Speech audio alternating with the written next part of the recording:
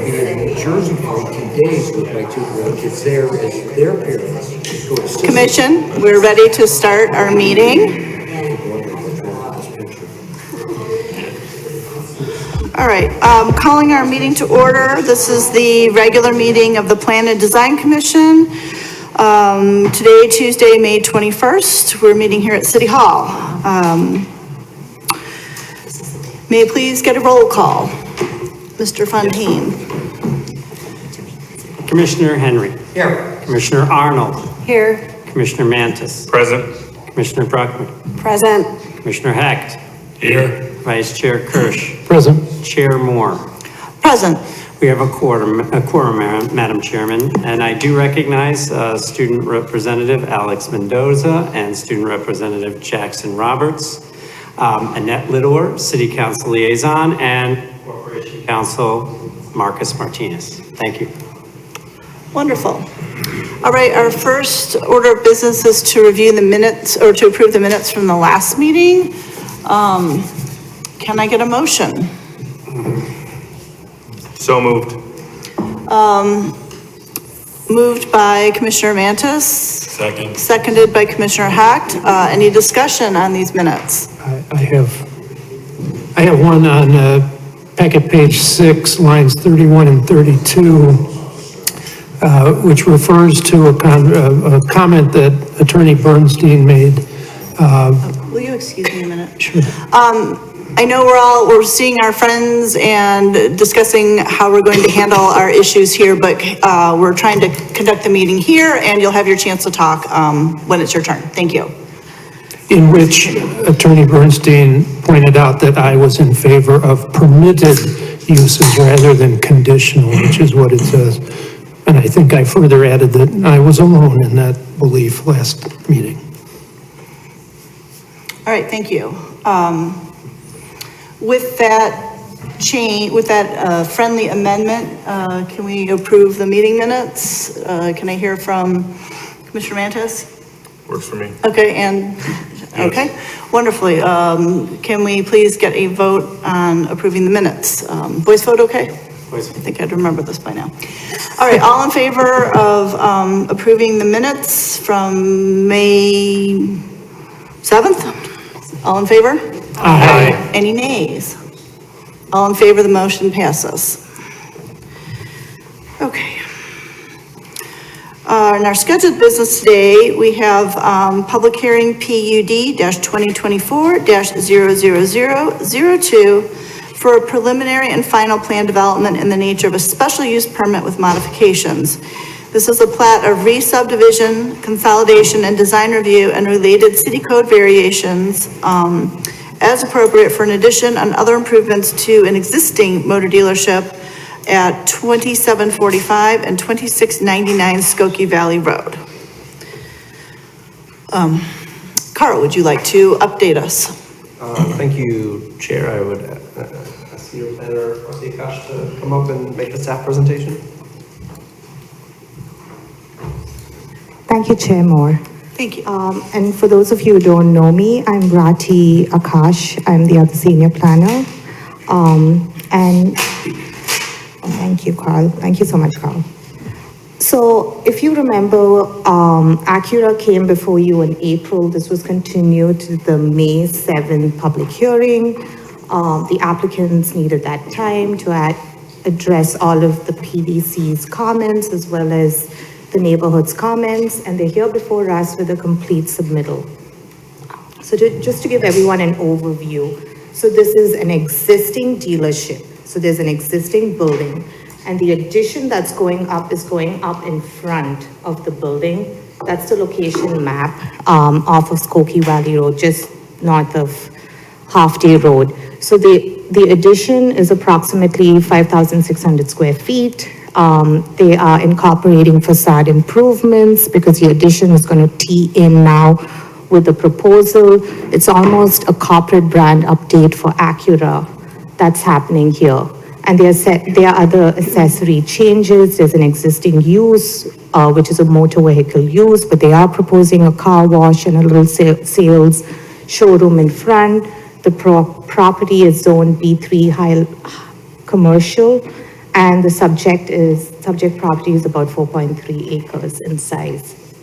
So the considerations before you today that you'll be considering for the proposed Acura addition and the site improvements are: 1, a preliminary and final PUD, 2, a plat of consolidation, and 3, design review. Staff has reviewed the packet in entirety. It meets conditions for everything else except for landscaping. So there is a landscape variation, and I think we discussed this, I believe, last time. They need the 5-foot foundation around that addition that is going up, and they do need a variation, basically for shade and ornamental trees, and I'll come to this and I'll explain this later as well. And they need a variation for the 10-foot landscape buffer, which is along Skokie Valley Road, basically, with the 25-foot setback. So now the modifications that are happening, they meet everything, whether it's the vehicular use area, photometrics, except for the landscape requirements. They meet the zoning. So in neighborhood context, like I mentioned to you, in the north, west, and south, it's abutting B3 Highway Commercial District. On the east, as you'll all know, it's the R6 Single Family Residential Zoning. So the site plan, so here we have the site plan. So what you see in the light sign is the proposed addition that's going up, and the existing is shown in that darker blue, and that's at 5,600 feet addition. And we have the ones shown in pink are the new areas, the parking areas. So everything else which is white is actually existing. And this meets, again, it meets everything except for landscaping. And you can see on the northeast portion, basically that east portion, that whole strip is being retained and maintained. That's that wooded area. The red dots that you see is the lighting, and we can get into the photometric plan, later on. And you can also see the landscaping. They are enhancing the landscaping towards the east and providing evergreen trees. I believe it's arbor white trees, and we can get into that when we get to the landscape plan. So here we have the vehicular use area. So what you see in the plan is we have the blue, which is employee parking, and we have the red areas, which are the customer parking.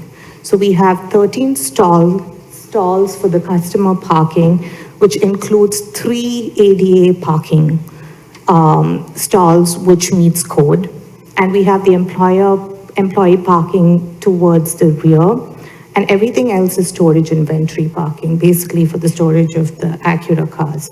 So in total, there's 144, and the proposed is 160. 260, thank you. Thank you, Councilman Leader. And then now coming to the photometric plan. So the photometric plan meets all the conditions. So just moving on to the next one. They have responded to the photometric code for motor vehicle sales.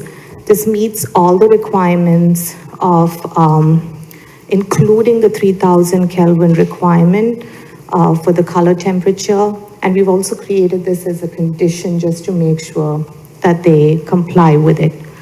And it also meets bug rating, the pole heights, the foot candles towards the residential is 1 foot candle, and it meets code. The one important thing to note is it was brought up, and I will have the applicant talk about this. The closest light pole, I believe it's an existing light pole, is 100 feet from residential. So one of the points that was brought up by the neighbors was to dim this. The applicant has mentioned to staff that this was a safety concern, but we have added this as one of the conditions, but we'll have the Plan and Design Commission actually decide what needs to be done with that condition at a later point. Can you point out that light fixture to us on the map? Yeah, it's that That one, one? Okay, correct, thank you. correct. Yes, Because this is the residential. yes. And so that's an existing one. Okay. Yeah, thank you. And this chart just shows that they meet the photometrics.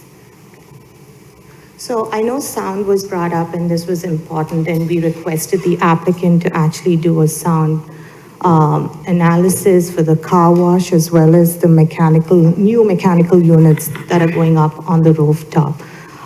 We have added 2 conditions to make sure the door in the east is closed out. So, we don't get the sound coming out, impacting the residential, and also to have this in the duration of 7 a.m. to 5 p.m.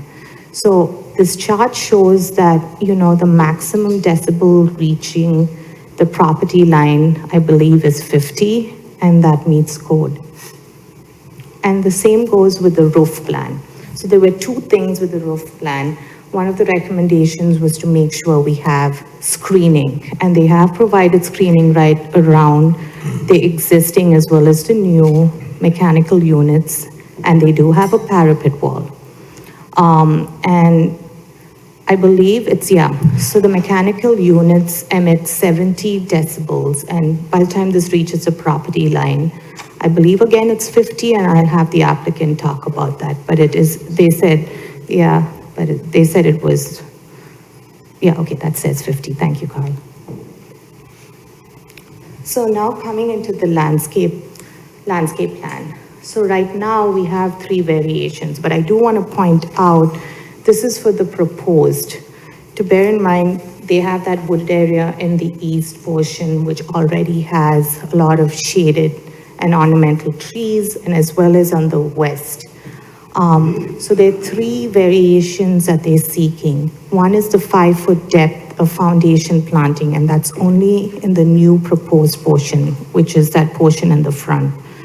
The second relief that they need is the 25-foot setback that they require in the front along Skokie Valley Road. They meet the setback, but they do not meet that 10-foot landscape requirement. But it's important to note that they have shrubbery placed at the periphery of the parking lot that you can see. So that little thick black area is actually the shrubs that they have, and so that will enhance the area. And in number, presently, they have a deficit for shade and ornamental trees of 11, but they have surplus of evergreen trees, like they're providing those arborvitaes at the east. And they're doing that because staff requested them, because right now they're deciduous trees and they do thin out and they fall off during the winter months. So it's important to have evergreen trees at the east abutting the residential. And the total number of trees are actually 30, and there's a surplus of 5 trees there, and they are providing 187 shrubs. So we have a surplus of shrubs as well. But they are still deficit of the shade and ornamental trees, which requires a variation. So coming to the building design and then looking at design review, the exterior is going to be metallic panels, and this is white in color, and there's of course glazing. This is consistent with the branding of Acura all over the nation. And this will be again consistent. I want to actually go back and point out one thing. So if you see in plan, the dumpster is in fact moved. So the dumpster was near the residential area. I know this came up by the neighbors, and now that's moved, thank you, that's moved to the north portion and tucked away, with that large buffer to the east. So staff has worked with them. And also I want to mention that will be painted, that dumpster will be painted white. So it will match the color scheme of the existing and that proposed portion of the building. Which is white in color. So the whole facade is white and it's harmonious, and it tees into that addition in front, both with scale as well as massing. And they have provided a table which shows the percentage of fenestration, glazing, the paneling, and basically the paneling is in the west and the southern portion, which is visible from Skokie Road. The east and the north has brick, and this will be painted white, similar to the dumpster. But again, it tees in all together. And the important thing is they are screening those mechanical units, so they won't be visible. So planning comments, like I mentioned to you, the public benefit in this case will not be required. It meets the parking requirements, setback. The only relief they need is from the landscape code. And then the other request that Acura is proposing is the plat of subdivision. We have two parcels. We have 2699, which is the one on the south, and the parcel on the north, which is 2745.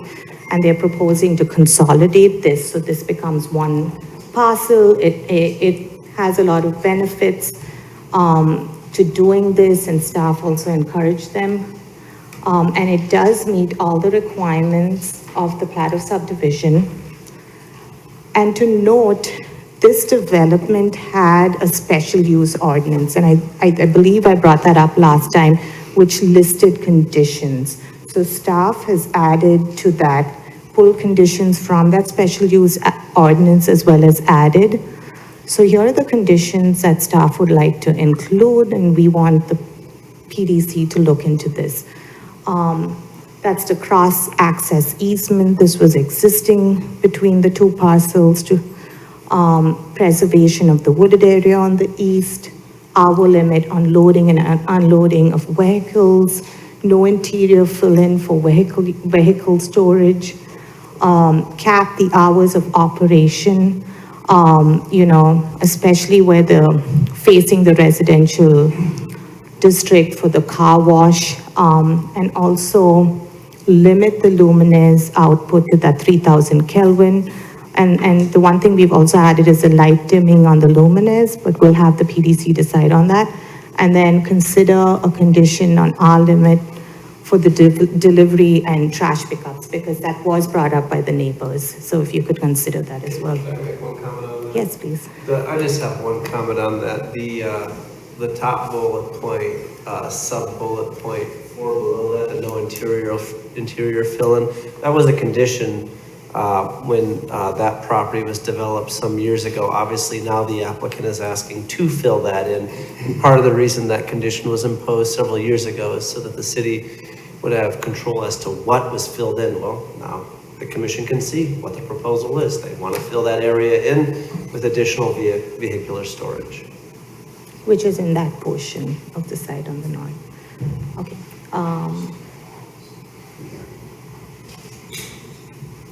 Yeah, thank you. And staff recommends the commission open the public hearing, hear presentations, which they have from staff as well as the applicant, and consider the application.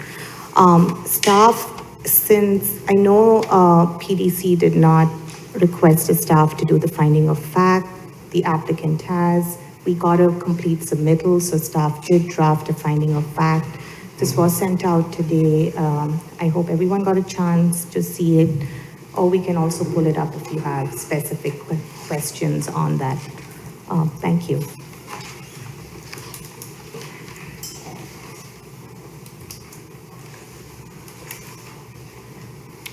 Do we have any questions for staff? I do. Oh, go ahead, Commissioner Arnold first. So the code requires the ornamental trees, and can staff explain, I don't know how to phrase this. Is it for climate change? Is it decorative? Is it soil retention? I mean, what was the intent when, obviously this is in the regulations, and this is not the first time we're asked to not oblige to this code requirement on Skokie Boulevard. And I just want to know staff's point of view as far as they think is any possible benefit or detriment to the site by not having them meet the requirement for the ornamental trees. I can comment on the second part. When the code was written, I'm unsure why, there's that specific number for shade and ornamental trees, but I can comment on the latter question. Presently there is a deficit, and for now, I would have said if this was just, if these were all the only trees on site, staff may have had an issue, but we need to note that there are existing trees, and I believe, I don't know the exact number, and that's a question to the applicant, but there are plenty of ornamental trees on the site already present. Did you work with the applicant to find alternative locations for those ornamental trees?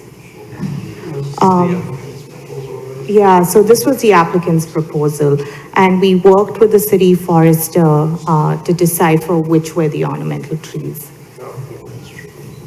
Yeah, the only comment I would make is that, and obviously I don't know, I mean, these landscaping requirements have been in the code since before I came on to staff, and I don't want to speculate as to the purpose, except for the speculation I'll provide now. It's clearly, to an extent, trying to provide like a diversity of different species and types, provide, I think, what the forester would call like a diverse canopy. And the only other thing I'll point out is our code is interesting. It actually requires more shaded ornamental trees than it does evergreen trees. And I will point out that while the applicant is short the 11 on the shaded ornamental trees, they are actually over the overall total tree amount because they're proposing 16 additional evergreen trees than what would be required by code. So the commission can weigh that in their consideration. And do you believe there's sufficient buffer between the residential and the staff parking area on the east side of the street, east side of the building? Yes, Well, yes. From a code standpoint, this specific application did not trigger any additional review or requirement for that area because they didn't, that was vehicular use area before, and they're proposing it to remain vehicular use area. And so what's there is there, and I think the applicant's proposing to keep this area roughly the same, and then these are new, I think there are arborvitae there. Correct. There are arborvitaes, and staff actually encouraged them to do that, to put evergreen trees. We wanted evergreen trees basically there because all of those trees on that east portion are actually deciduous trees. Yeah. And we wanted something which would be year-round, so it could be act as a screening to the residential. What the code would have required is it would have required a 5-foot in-depth buffer around the new addition, except for where there's openings, like doors, mechanical equipment, things like that.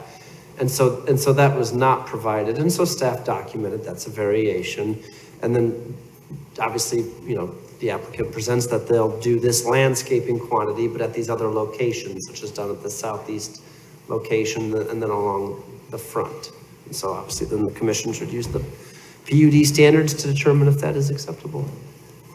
And did you take it back to the residents to show them what buffering you were proposing along the residential edge? No, The applicant should respond. yeah, the applicant should Okay. respond to that, yeah. No, I mean, I don't believe the applicant is given this in between the meetings. My understanding is that this was posted Friday and hopefully the neighbors had a chance to look at it. Okay. Yeah, and they did conduct a neighborhood meeting, I believe, last year on October 23rd. They did meet with the neighbors and again, the applicant should respond to that. So I believe they've taken the consideration of the neighbors. Okay, thank you. Thank you. Any more comments or questions for staff? Steve? Mr. Hirsch? So the lands, just to be clear, this is only, the landscaping that's required only applies to the new portion of the development. Correct, the proposed. And there are obviously variations in the original, right? Because they don't fit within the 10 feet, within the 25 feet. Correct. So the original plan required that 10-foot variation as well. And it didn't have it. It didn't have it. And it still doesn't have, okay. Correct. And did we make any determination, if the development were new today like this, does it have enough landscaping? Oh, that I don't. If this was new, that I Would- don't know. Would everything in that northeast corner count? Yes, then it would meet code. Well, that would, Because they do, I believe, have shade and ornamental trees in that northeast portion of the site. And then, is there landscape, is the parking lot, the storage lot landscape per the vehicle use, or does that not apply? The landscape islands that you're referring to, that does not apply only because this is storage yeah, these are parking. so that's actually a really good question. So these are considered storage spaces. They're not considered off-street parking spaces because these are not turned over every 48 hours. These are for storage of vehicles. And actually, I looked at both drive up and down Highway 41 all the time, but I looked at the Google as well, so you can get back on, actually look on the property. You can see all the dealerships in this area. Almost not, I don't think any of them have the landscaping islands because those are considered storage spaces. And then just one more that's kind of procedural, I guess. If we vote to approve the consolidation of the lots, that removes the conditional use on the north lot, right? Do we have to do that before we approve the new PUD, which would contain different conditions? So I would you're- lean to corporate counsel. So, Yeah. one, you're making a recommendation is first thing on this, but is there an order, corporate counsel, on how you'd like to see that? Yeah, I think it would be proper to consolidate and then approve the PUD. Yeah, agreed. I agree. Thank you. Thank you. Can I make one comment? It's not quite a question, but, ornamental trees and shade trees are an important part of climate change, and just because their previous existing conditions did not trigger these trees, the new addition does. And as staff, my point of view is that you would then advocate for the full meeting of the requirements, regardless of what their existing conditions would be, correct? And so I want to keep pushing that point that No, I disagree, if I may, Madam Chair. we can disagree on that, but I'm going to keep advocating for ornamental trees and things that cut down climate change the best I can in my community.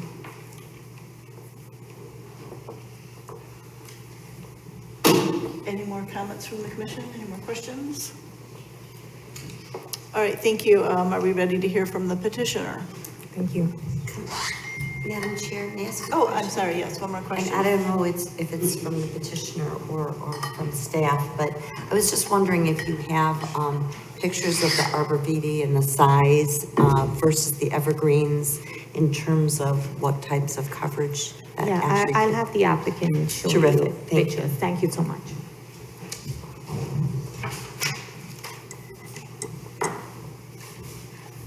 Do you want your presentation up, sir?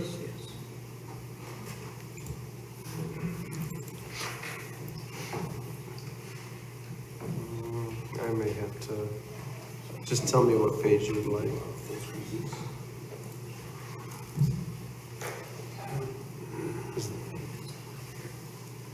Oh, thank you. And if you could please give us your name and spell your last name, so Yes, that we can swear you in, because I don't think you were here the last I time. was not, my name is Diego Ledesma, I'm from Burkborn, McCain, Saratoga, legal counsel for the applicant. Okay, and do you swear to tell the truth, the whole truth, and nothing but the truth? I do. Thank you. Good evening, members of the Plan and Design Commission. Thank you again for having us here.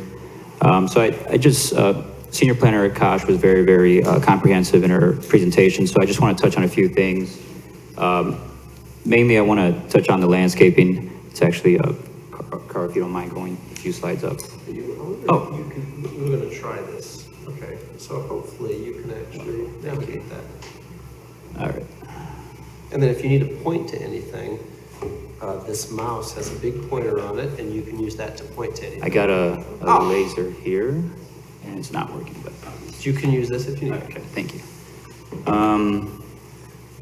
So this is a landscape. I just want to touch on that again in terms of Commissioner Arnold, your point about shade ornamental versus evergreen trees, one of the reasons why we decided to do evergreen trees is in our neighborhood meeting, the residents really advocated for the evergreen trees for the purpose of the thinning out during the summer and spring, during the winter and fall seasons.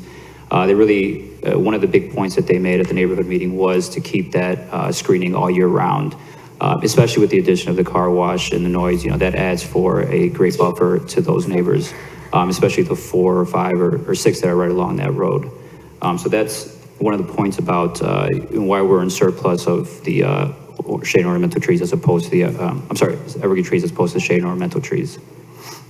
A couple other things I want to touch on too is the car wash. Again, some sound issues that some of the neighbors raised and was raised at the last hearing. We wanted to just point out that the path of the cars is to come in from the east side here and exit out the west. The blow dryers would be on the west end here. One of the conditions that Senior Planner Akash had recommended was to keep it enclosed, and that's something, again, that the neighbors had raised and that the applicant desires to abide by.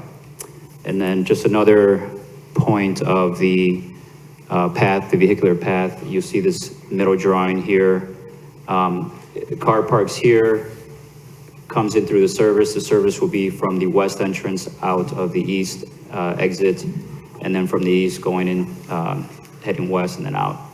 Back park until the customer is ready to pick up their vehicle. A couple of other items I just wanted to mention in terms of lighting. There were, in terms of the conditions that Senior Planner and staff had requested to impose on this PUD. We don't have any issue with the majority of those conditions, although we do have a slight issue with the request to have the light fixture that's existing to be dimmed, during late hours. Again, that's the reason why we don't want to do that, and the applicant is against that, is for security measures. It really prevents theft, and or if there is theft, it allows for security cameras to be able to capture who potentially could, be stealing cars if that's the case. We understand that it may be light pollution to the residents to the east. However, with the addition of the landscaping that's there, we believe that a lot of light pollution will be mitigated. And then just a clarification on the rooftop mechanicals in terms of the screening. Everything in this larger area is the existing building. So for these, we have new and existing mechanical rooftop units that will be placed there. And everything on the existing building, we will build, the applicant will build 4-foot tall screening walls for the individual units, or in the case of these 3 here, partial walls. Everything that's on the new addition will have a parapet wall that will effectively screen the units entirely. That is all I have for today. If anyone has any questions. All right, do we have questions? Commissioner Arnold, please. Yes. How tall is the existing light pole that the neighborhood is asking to have removed? I'm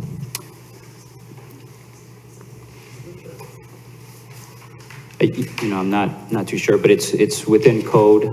Trying to see if our light plans show it. Is it possible to either reduce the lumens or reduce the height on that pole and still get the right required safety measures that you want out of it without creating a light effect on the neighborhood? Is it shorter than the fence? Is it taller than the fence? Is it pointing up? Is it pointing down? It's 19 feet. It's pointing down. If you could see the light fixtures in the top right corner there, those are to have the lights pointing down and towards the dealership as opposed to towards the residential area. But it is 19 feet in height, the light pole. Have you explored either reducing its output or reducing the height or changing the direction of the point in any way? I believe we have, and again, the applicant is amenable to reducing the height, or potentially changing the direction of it.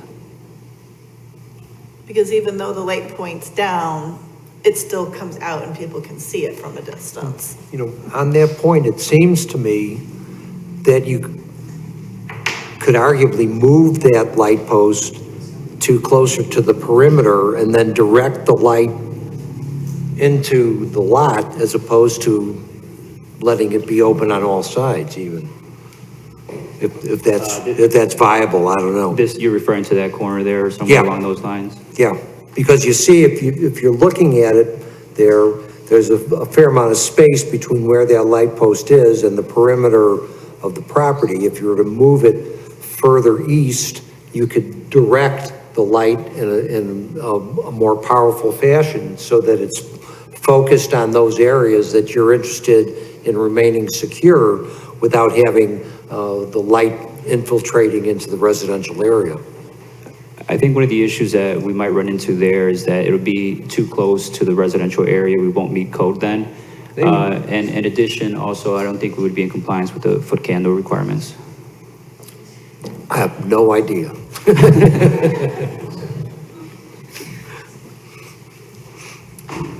Okay, so that was one comment with maybe we consider lowering, lowering the height of that light.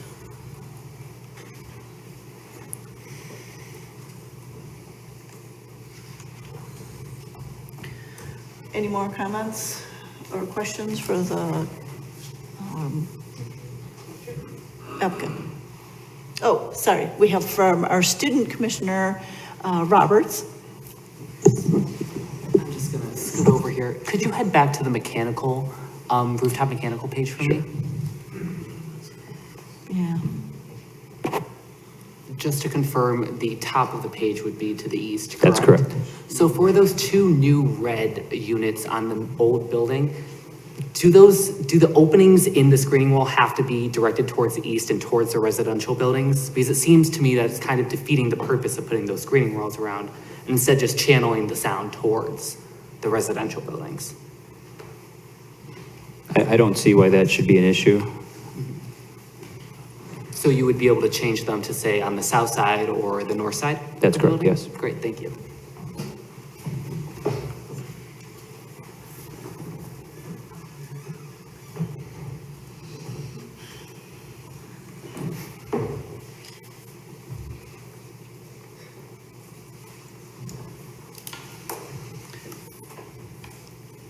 Any more, Plantings. what was that? Pictures of the arborvitae or the So evergreens. unfortunately, I don't have that with us. Do you know what height evergreens you're gonna bring in or arborvitaes? 4 foot what? Okay, if you're gonna answer questions, can you please come up? Let's swear you in and get your name spelled properly, although we might have you sworn in, but let's do it anyway. I swear to tell the truth? Yes. The whole truth, and nothing but the truth. Can I get your name, please, and please spell your last name? Tim Reaver, R-E, B as in boy, E-R, with Wilbert, Civil and Landscape. But yeah, it's the arborvitae are 4 foot planting height, and they grow to mature height of 8 foot. How long does that take? I'm not sure, but that specific arborvitae row matches the gas station on the corner. The residents really wanted to match that screening and just continue it up our east property line. Chair, may I ask Yes. a question Sorry, regarding just that? taking a note. And I'll direct my question to the chairs. The install height, 4 feet or 8 feet? On the landscaping table, Well, so I had it backwards. on the landscaping table, it says 8 feet, and that is the code requirement for install So height. 8 foot install height. My Okay. apologies. I was gonna say 4 feet doesn't mean. Yeah, otherwise I would have pointed that out as Doesn't a meet the code. variation. Okay, So anyway, sorry, yeah. no, So thank the you, install- thank you for, The install height should be 8 feet, and then as to how high it grows, how long that takes, I refer to the applicant's team. okay, so if it's installed at 8 feet, how long does it take how fast does it grow? I don't know that answer. Okay, Can I ask one more question? yes, please.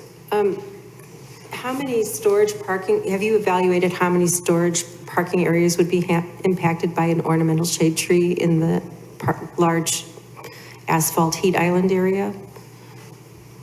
We have not. I don't think we have. But I know that one one of the big stipulations of the neighbors wanted to keep that. There's over 100 trees in that existing northeast lot and along the existing property line. And the majority of those are shade trees. So the applicant agreed to not touch that area and leave those trees alone at the request of the neighbors. So even when we combine the two plats, is that something that's grandfathered into the requirement that they retain that area with the trees? Yeah, I believe that's in the notes. Yeah, that's it. Yeah. That's what staff intended, yes, by this approval, that will be retained, absolutely. Okay. It's one of our key considerations and what we tried to achieve with the Correct. And it's part of your finding of facts? Yes, it is. It's in the conditions, It's on yes. page 5. Yes. And it's in the conditions, right? It was in the ones that were conditions sent and the out findings this of fact, yes. Yeah, that's really very important, yeah.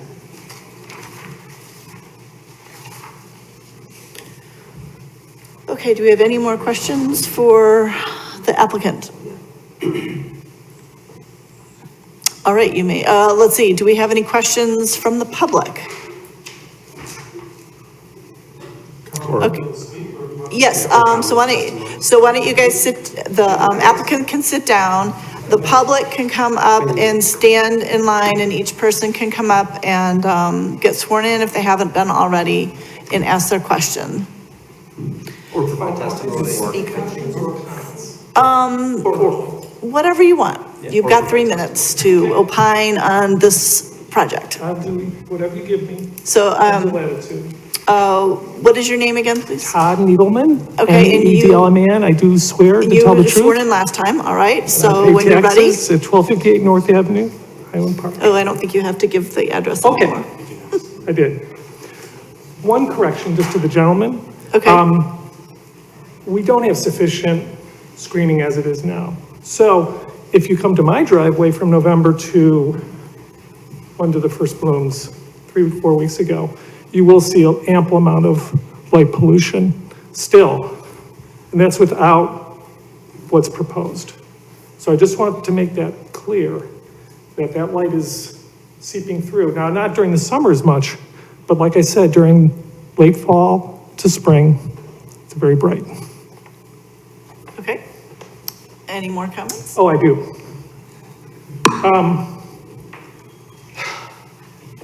So there's been a lot of talk about the screening, the trees. There's been not one single word about stormwater management, not one. That's what keeps me up all night thinking about this. I mean, it is opaque to me as can be as far as how this process should work. I'm begging for information about the specifics of these calculations. Here's my point. They're talking about a PUD for 2 different parcels. What is the square footage of the legacy parcel? What is the square footage of the new parcel? I know there's exemptions to retention of water up to 16,000 square feet. So I realize there's a lot of gamesmanship in terms of what is aimed for cost containment. But I want to know, is this a single plat or not? And if it is, what is the square footage? And why are we not talking more about water retention? Now, there's 2 types for the record, and I understand each type.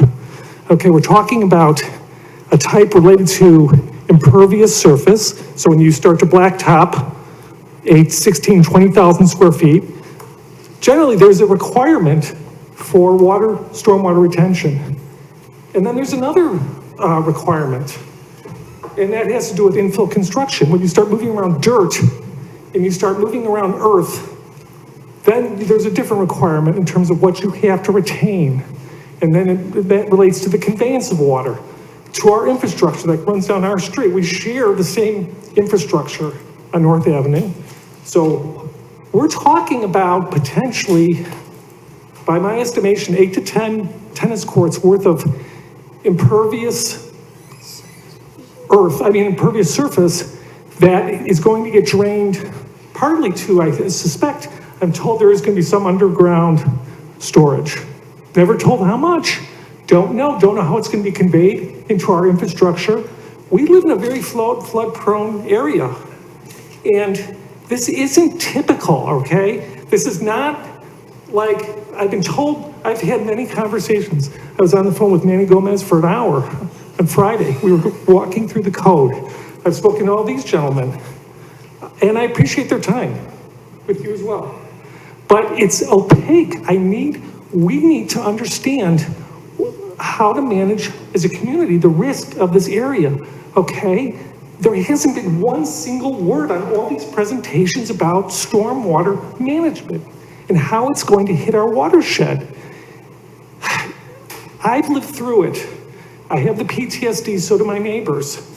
Mayor Rodering came through in deep boots up to her hips when it happened.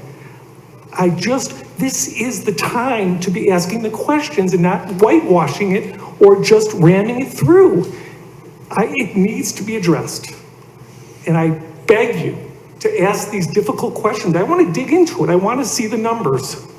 I want to see the number of gallons of containment, of conveyance that we're talking here. And so far I have yet to see anything. I know the manager just he signed off on the report, and supposedly you all have it now. I haven't seen it, so I haven't seen the engineering report, and I would love to see it.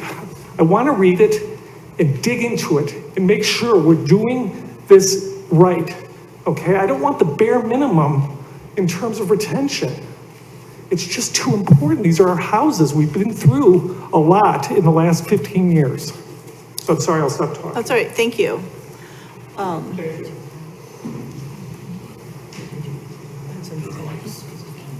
Oh, that's great, I'm willing to. Before you start, is there, from the staff, is there some way to get more of those numbers? Madam Chair, you can request to the applicant for them to provide whatever information that you deem relevant to the decision before you, including stormwater information. You can. And this was reviewed by through the city engineer's office, and Manny Gomez is the city engineer, and he is a civil engineer. And everything that's in the packet that's posted is what was also reviewed by the city engineer as well. Correct. He, I believe, issued a letter. Is that And correct? vice versa, everything the city engineer reviewed, that was that which is in the packet, correct? And then, of course, the city engineers had a updated memo in this packet that actually named Mr. Needleman in his report. And then, of course, he had his prior memo from several weeks ago. And yeah, right, I'll let the memo. Yeah, thank you, Carl. And I believe it's attachment, I don't know the number, but I believe it's attachment 22 or 23 that we have both the city engineer's comments on it, as well as forestry comments, where they've addressed, Acura's addressed everything. Thank you. And so the designers are here. They proposed a plan and they've designed a plan, and that was reviewed by the engineering division. Madam Chair, you certainly can ask the designers of this plan to answer questions related to stormwater. Stormwater is a relevant item in your consideration of any development. Okay. Thank you. Let me get another question from the public, and then we will return to the applicant. My name's Steve Edelstein, Adelstein. Did you get sworn in last time? I did not. Okay, so can you swear to tell the truth, the whole truth, and nothing but the truth? I do. Okay, thank you. Great. So, first of all, we're glad that you're gonna do some upgrading to the Acura dealership, I'll say that, because it's pretty old and dated. As a neighbor, though, we're now sitting in a position where, as it stands now with the current plan, the plan, again, that was approved, but for Casey's, we now have two instances where, first of all, we're gonna have 2 car washes on 2 ends of our block. From a aesthetic standpoint, from a house value standpoint, that's a big impact. I don't know of very many places, if any other place in Highland Park, where literally on 2 corners of one block, we have a Casey's gas station where all the noise abatement that we were told that it's going to be much quieter. They put up big trees, of which truthfully, if you sit in my house, which is actually at 1228 North Avenue, which is about as far away from the gas stations you can get in our cul-de-sac, You hear cars now going up and down the street all day long on 41. I understand, as I now understand it, which I didn't hear before, all the trees that are currently there between North Avenue, the end of North Avenue, and the dealership, they're all proposing to keep them. Is that true? Okay, great. So that alleviates one of those concerns. But the issue is now, we now have a block where lots of kids are playing, where we've done everything we can to make our block as aesthetically pleasing as we can. And literally now we have 2 car washes. We're gonna have more asphalt. As Todd had said, we have huge concerns about water in our neighborhood. I mean, we've finally now had one spring where we didn't flood. First time probably I've been here for 22 years, I'd say 18 of the 22 years we flooded. And we finally got things under control as a result of the work that Todd and the committees have done. Anything that's gonna impact that, to me, that's a non-starter. We can't go through that again, especially from a home value standpoint. And then the last thing is that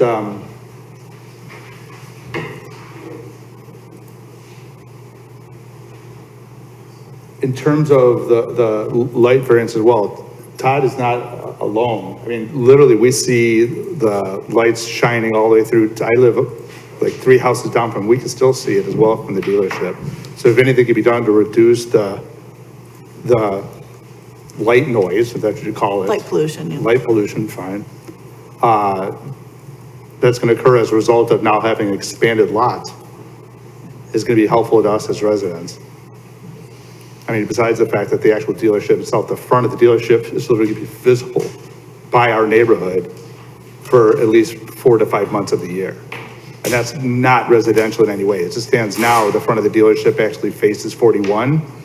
So we get a little bit of brick. Now it's literally gonna be, the front of the dealership is gonna be facing diagonally, but facing our neighborhood. And that, frankly, from a visual standpoint, is terrible.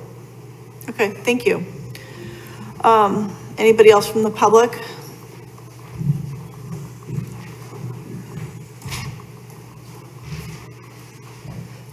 Hi, my name's Lyle Cohen, C-O-H-E-N. I was not at the last meeting. Okay, and do you swear to tell the truth, the whole truth, and nothing but the truth? I do. All right, thank you. Okay. I live at 1280 Lynn Terrace, which is directly east of the parcel. I've lived there about 31, maybe 32 years, and I'm not sure if anyone other than a couple of my neighbors remember, we had this exact issue with Pauly Acura about 10 or 15 years ago. And we were given significant promises, a significant number of which, in my opinion, were broken. And it leads me to be somewhat skeptical about this whole plan. And I would like to get behind this. I really would. I mean, the city could always use more businesses, and it's a nice use. It's high end, but I'm not confident that given the Pauly fiasco, that this can be executed to my satisfaction. And I understand I'm not the only person involved, but back in the day, there was about like 55 or 75 foot buffer between my property line and where the Pauly parking lot ended. Now there's, I think, 5 or 10 feet. The garbage can and the storage container couldn't be if they were any closer, they'd be in my backyard. And in October, we asked the applicant, if they could do something. They said, sure.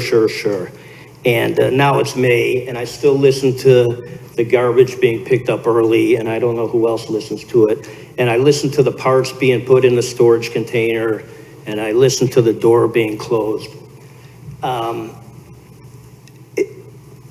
Again, I have a unique vantage point, and I have a pretty high tolerance, but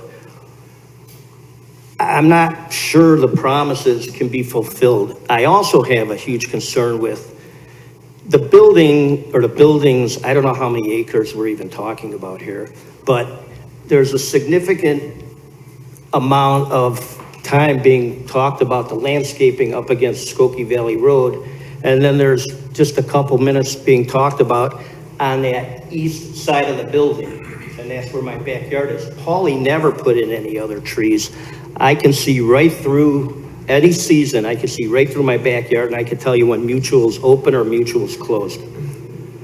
I don't know why with a lot or a parcel or parcels this big, there's so much, or the applicant contemplates so much activity on the east side of the building. The east side of the building is the closest to the residential area. You have the north side, and I'm cognizant of the fact that there's that nursing home, and that's residential. But you have that entire west side that faces Skokie Valley Road, and that's loud, but, you know, listen, we're gonna live with that, but there's nobody living over there. And then to the south, you have, Audi has the car lot where they park the cars, and then we have Casey's. So I just can't figure out why there's going to be, or the applicants contemplated so much activity between the building and that narrow driveway to the east, which is about 5 feet from my property line, as well as my other neighbors. So I'd like to get behind this, but I can't, not that my voice matters, but it's something that I would like to see happen, but I'm not confident. Thank you. Thank you. Any more members of the public? Come on up.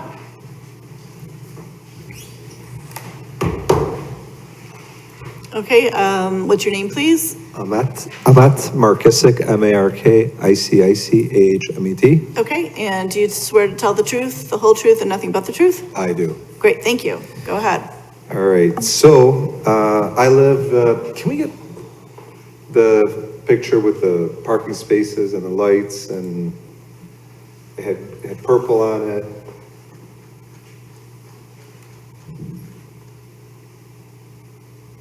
I'm going down one more. One more down. That's the lighting. I can put up the Google map. Yeah, just go back up to that, I'm sorry. All right, so we'll start here. So I don't know how long you guys have been on the commission, but about probably 5 to 10 years ago, we had a pretty lively discussion here with Paulie. And I realize he sold the business, as far as I understand. So when he raised the Boy Scout building, Boy Scouts of America building, there was a big discussion, and he wanted to add parking spaces. And if I recall correctly, there was a big discussion as to, I'm only going to add, and I'm throwing out numbers, 20,000 square feet of parking spaces, because anything above that requires some kind of further study. And we all kind of agreed that they met the limit, and they went right underneath the required square footage, and that seemed to pass. What I see now is that where the Boy Scouts of America is, that purple location is all new parking, which I'm pretty sure had he applied at that point, that the permission to raise that building and do this would not have been granted. So I mean, it's a lot. You're going up, I would think, about 100 spaces, if I saw correctly. So, you know, there is a lighting issue, whether we want to admit it or not, or address it. It is what it is. We live there. Adding, I think all the red dots are new poles. Am I correct there? Yes, on here, the red dots are proposed light So locations. we're adding 1, 2, 3, 4, 5, 6, 7, 8, 9, and then 3 more, right? So we're adding 12 new posts. Well, I'm just talking about the northeast corner right there. So in the middle of the, you know, in the winter, as soon as the leaves go down, you can read a book in my backyard as is. You certainly will be able to do that now. No matter what we say, it's at a certain height. You know, I'm here because I like to hold you guys, and I like to hold the agreement that we made here 5 to 10 years ago. They would not put more spaces on that raised property. That really is an issue. Stormwater will be an issue. Our area does flood. You know, while the gentlemen here probably appreciate the garbage can getting moved from their south side of the building, you know, it's going to be in my corner, up on the north side. So somebody's got to suffer. I get it. But you know, I just want to remind, again, I do not know how long everybody's been on the board here or on the commission, but we had a very, very lively discussion with probably 20 people that showed up and voiced their opinions about what was being done. Because I think over the years, people were misled by Paulie and things of that nature. So Yeah, I mean, listen, I want to support business as well. I'm in that world. But I also want people to hold to with their commitments and their promises. And while you may not have made those commitments that were made here, and you could probably go back to the minutes and read that as well. Thank you. Great, thank you. Anybody else from the public? Okay, so it seems to me that two issues have come up. One is the water management. I think we'd like some more information on that. And then two is I think it sounds like the neighbors would like some more screening along the east, that's either more screening and or dealing with a couple of the light posts over there. So why doesn't the applicant come back up again? And hopefully they can speak to us a little bit about the stormwater management and maybe how the calculations were made, and just help us understand that a little bit more. Okay, if we can go back to the. Because I've never seen like a chart or anything. I always like charts and grading numbers. plan, or the utility plan. I'll tell you when it's time. Did I miss it? No, keep going. Is this it? Nope.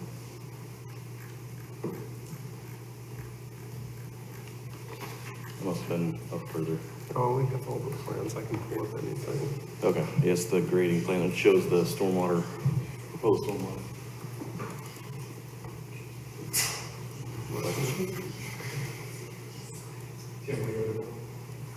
The grading plan.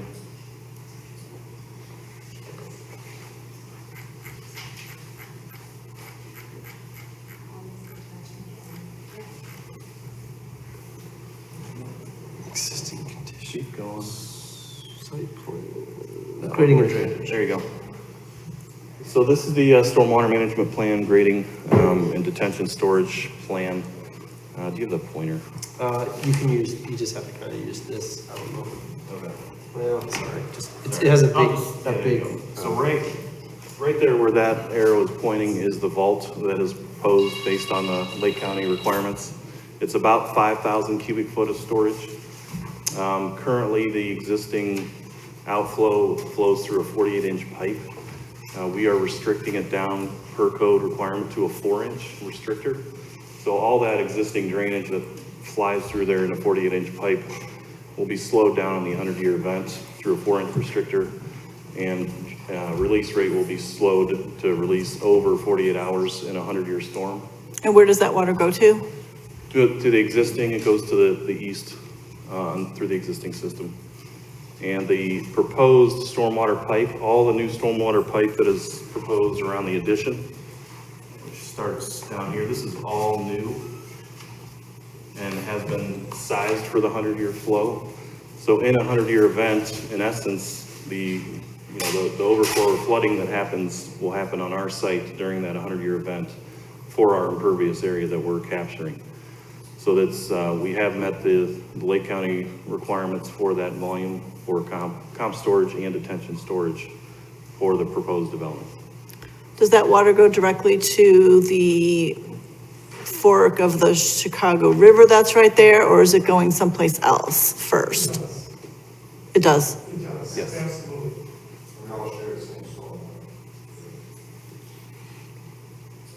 But we are adding stormwater detention on our site and a proposed underground vault of 5,000 cubic feet of storage.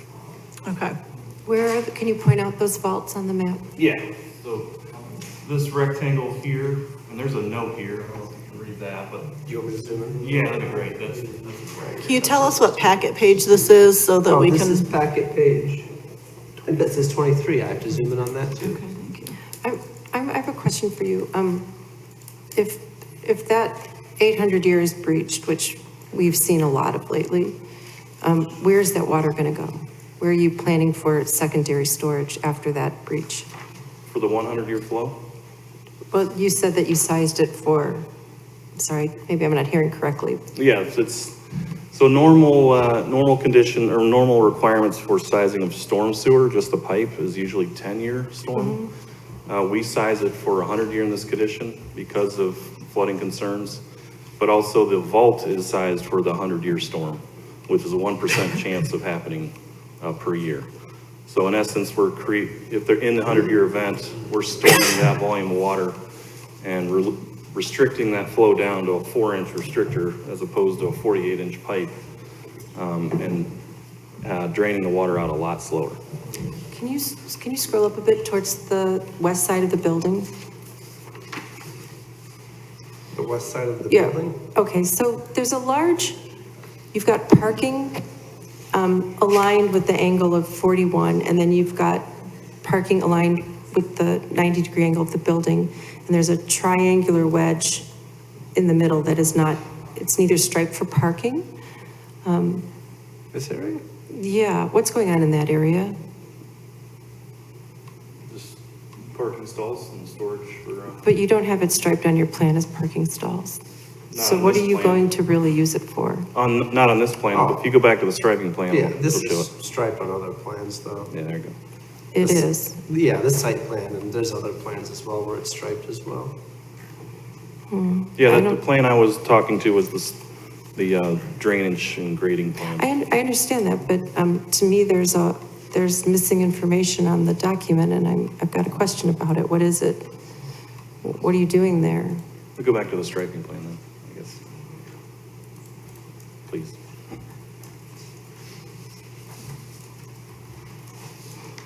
So that's, I mean, it's the most efficient way to get the drive aisles and the parking and the flow through for the deliveries of the cars. I mean, it's most efficient layout to get the most parking that we could for that particular area, being the shape of the lot and the shape of the building and the orientation of the building. Well, it's clearly going to get filled with something, and I'm just wondering what.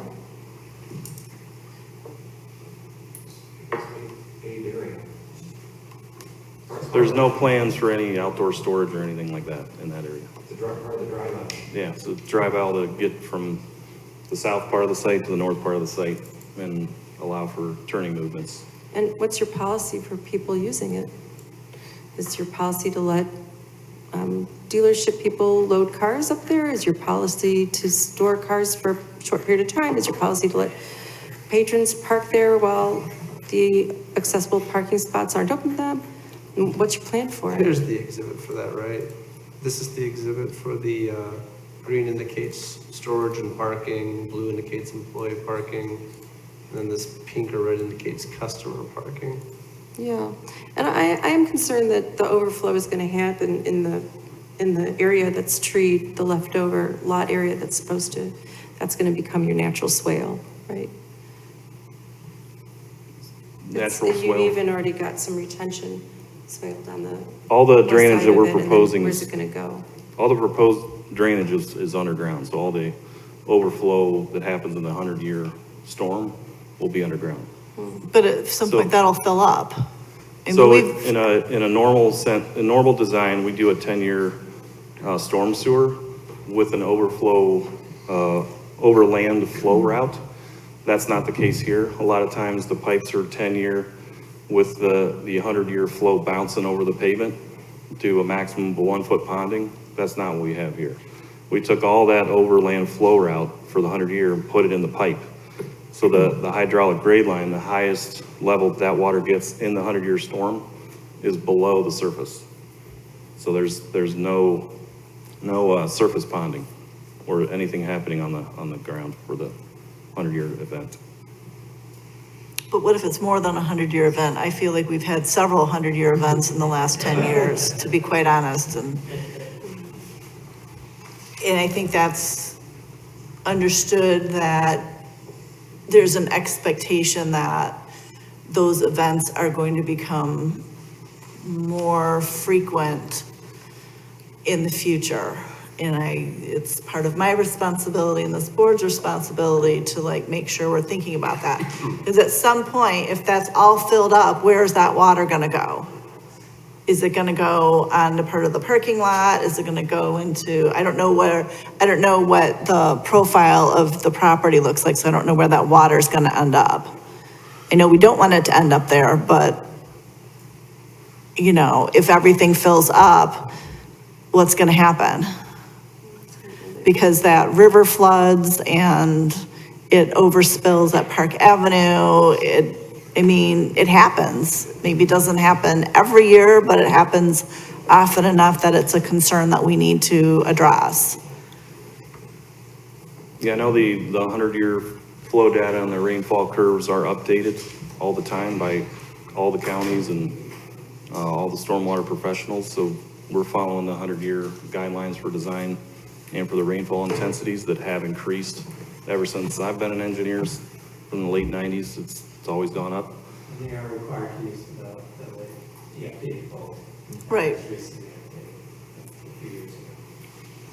We're just asking if there's more than that amount of water, where on the property is it going to go? Is it gonna stay on the property, or is it gonna run into everybody's backyards, on the east side? Is it gonna run over to 41? Where is it gonna go? So I have to look at the grading plan for more than 100-year flow, but where the lowest point of the property is. See that. Zoom in. Is it around the right plan? Yeah.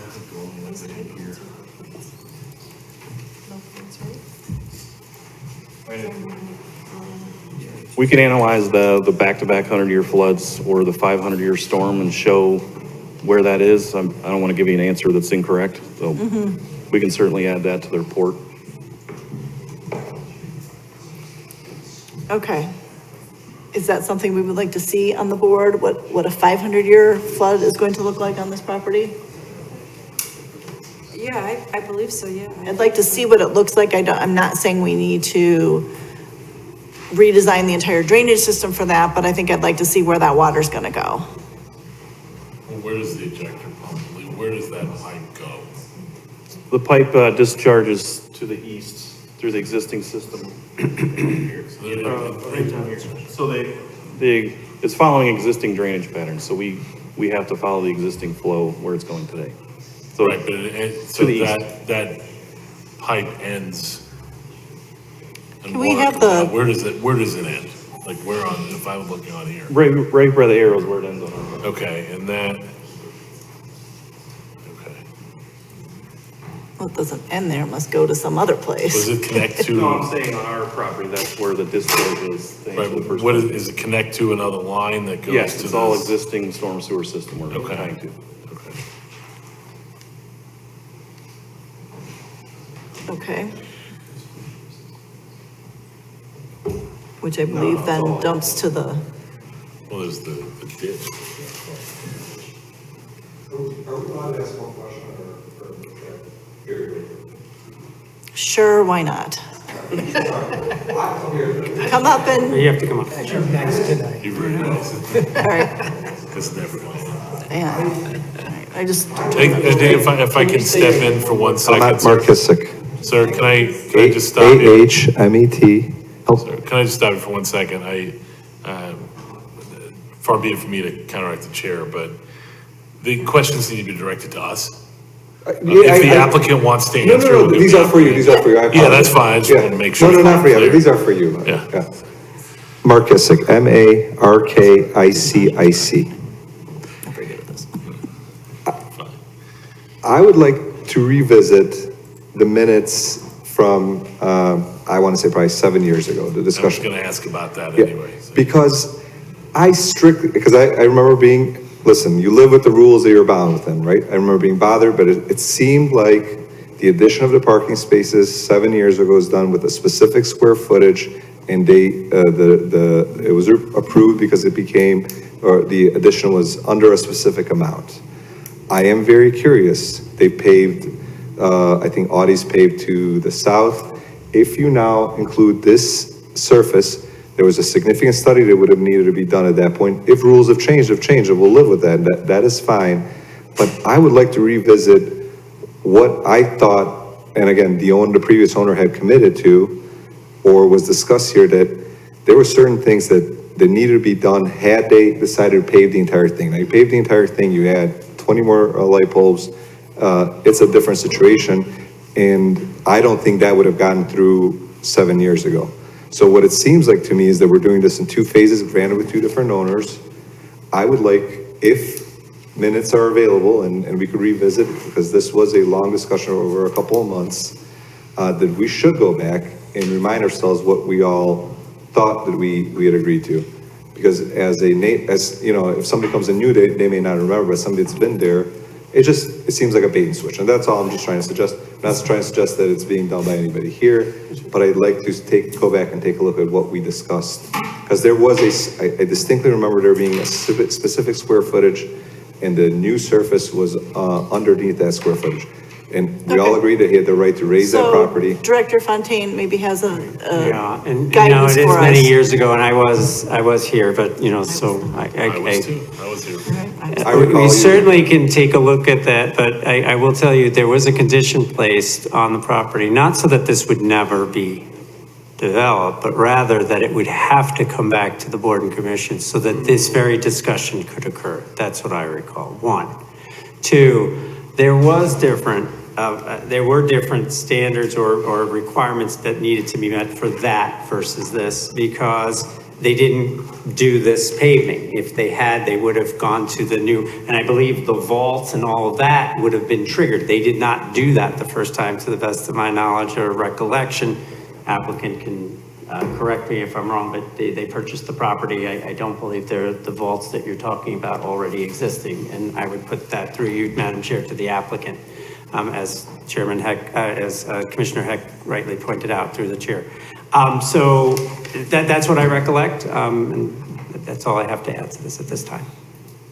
Okay, thank you. You know when that was? I mean, we could look back, I don't remember either. 2017. Yeah, no, it definitely was quite a few years ago, Yeah. something like that. Yes, you're correct.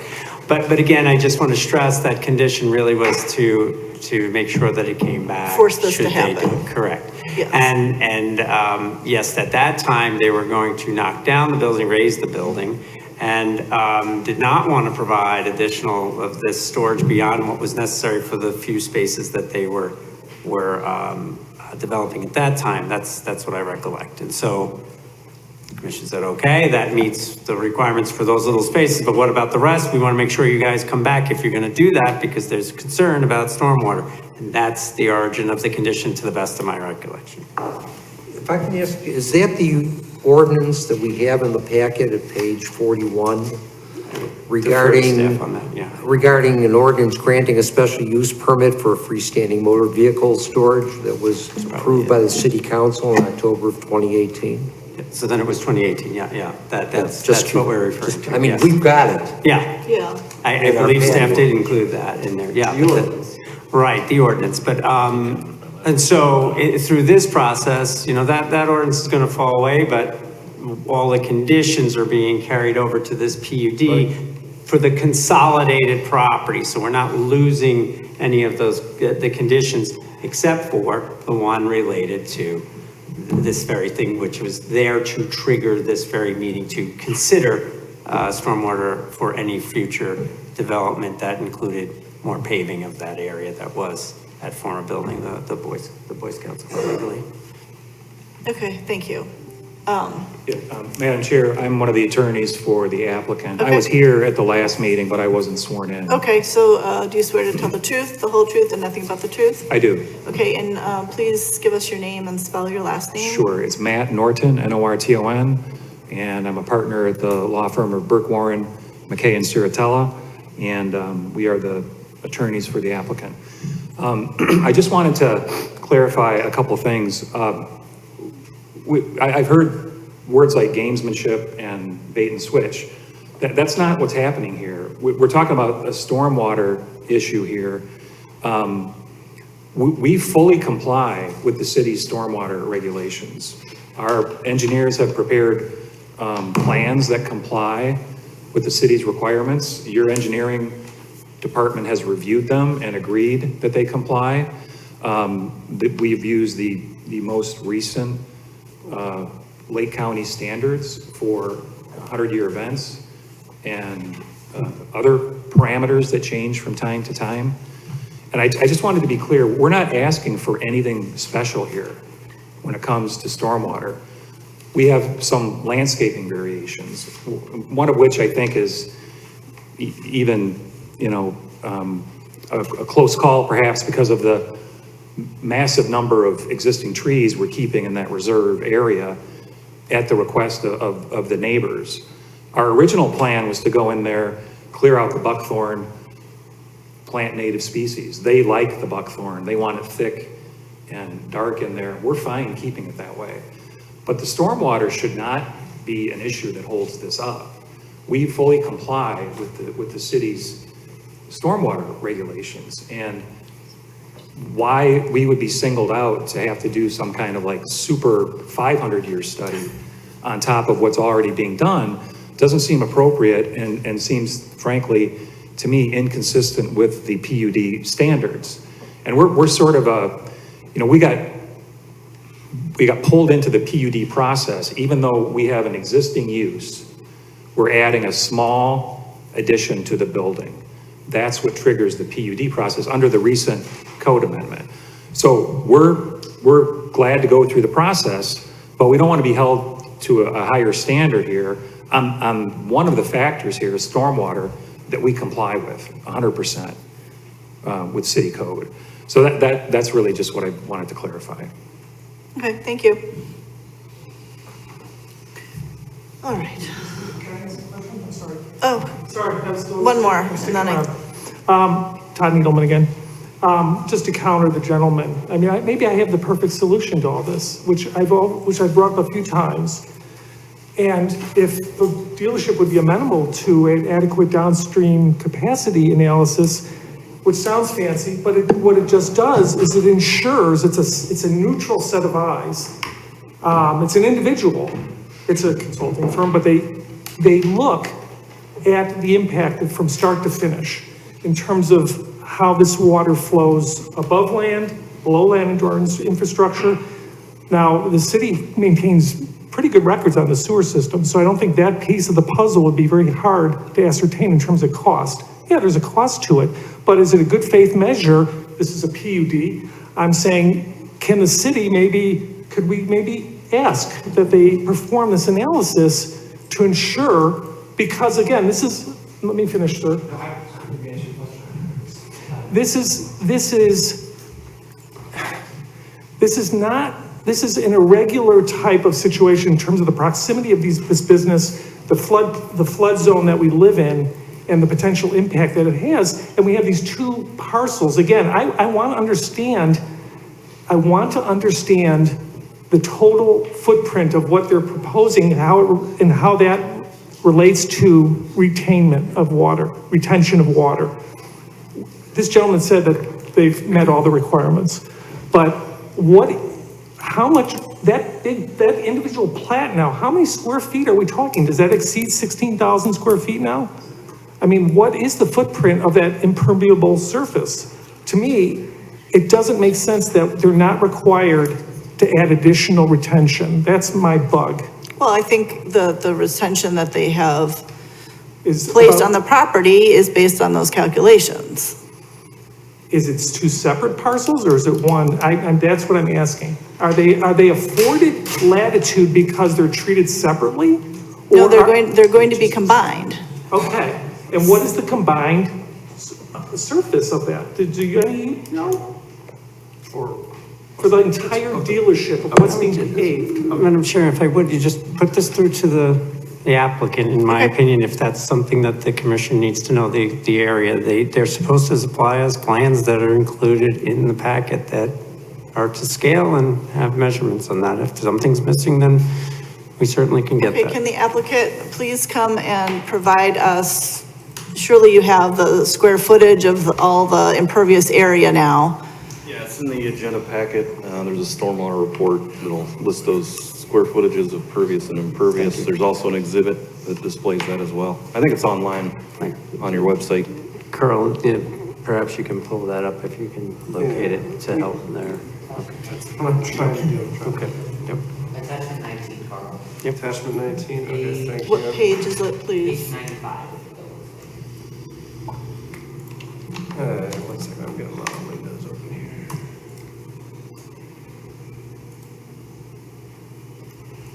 Page 95? 95. Stormwater, there it is.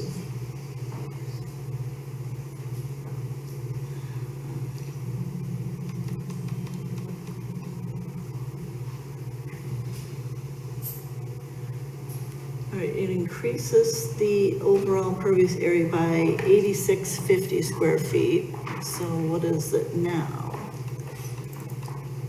Doesn't say.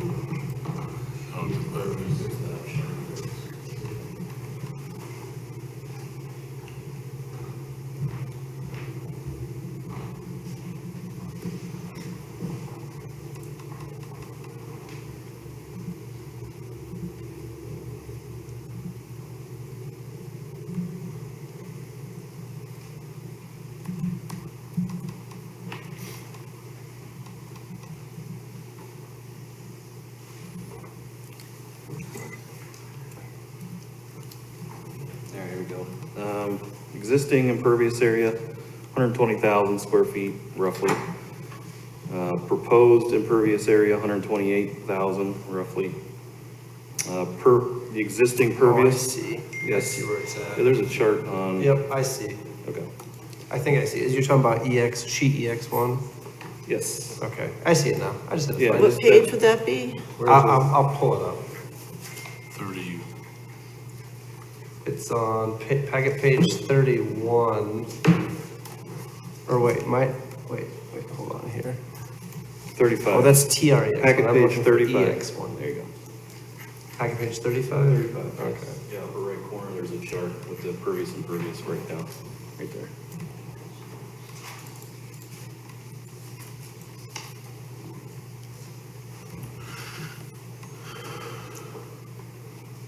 So we're adding, in the proposed condition, we're adding about 8,693 square feet of impervious, which we're detaining in the vault.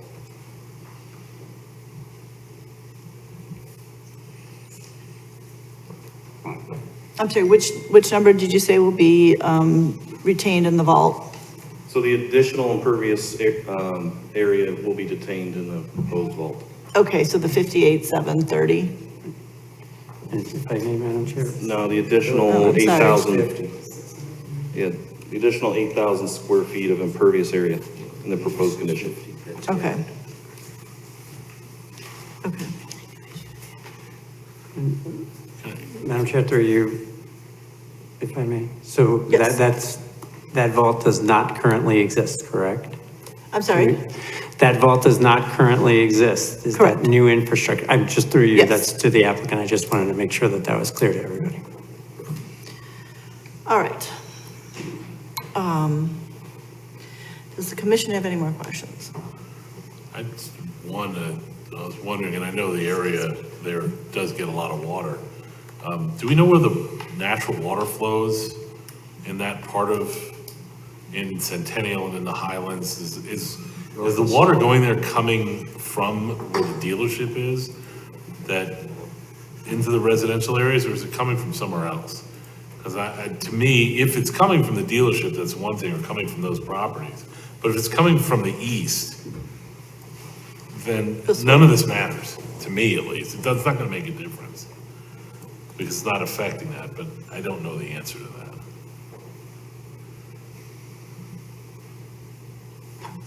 Is that question directed to staff or? Oh, yes, so would staff I'm please sorry, consider I that do for not us? know, but there's general watershed in the whole area. I can't answer specifically with certainty to you. Right. Do we assume that the city engineer took that into consideration when he approves these plans? The plans are reviewed for compliance with code. I don't know the methodologies that he used in terms of. Or if there's an overarching review? Okay. I mean, yeah, the only thing I was looking at was just the contours of the area that showed that, I mean, the waterway is to the east there, so, in general, there's grade that goes towards the east. Well, plus they call it the Highlands because it's higher at Old Elm than it is at Half Day Road. I can tell you that because I've flooded myself 3 times in the past 40 years. Okay.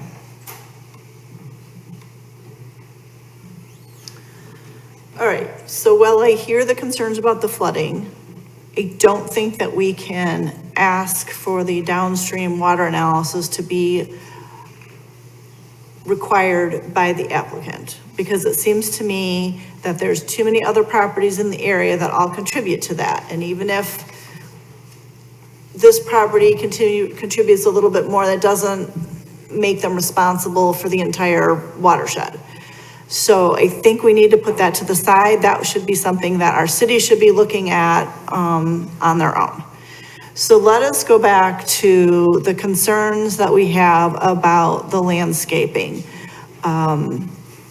There's concern about the landscaping on the east, and is there a need from the PDC to require more landscaping there, or to do something about the lights that are there? I would agree that it would be contingent on having that light mitigated for the light pollution, as well as, my opinion is that there can be ornamental trees in the storage area that could help break up that surface asphalt, reduce heat island effects, and also reduce the flow of the water rate. And so I think it is a missed opportunity. I understand that you're creating other arborvitae that was requested by the neighborhood, but I don't think it's a direct swap, one for one, to replace an ornamental tree with an arborvitae, in my personal opinion. So that's really my perception on this. I understand, and the way I see it is, I'm sure they are trying to maximize the amount of storage so they can have as many cars on the property as possible. Is there a particular number you were looking at and that you've gone over? Is there a target number that we should be aware of? Well, they're missing 11, so that was my question, is how many storage parking spaces do you lose per tree? And so what is, is it 5 trees, which would be 50%, or less than 50%? Is it 3 trees at 30%? Where, I don't know. I'm being generous in my approach to it.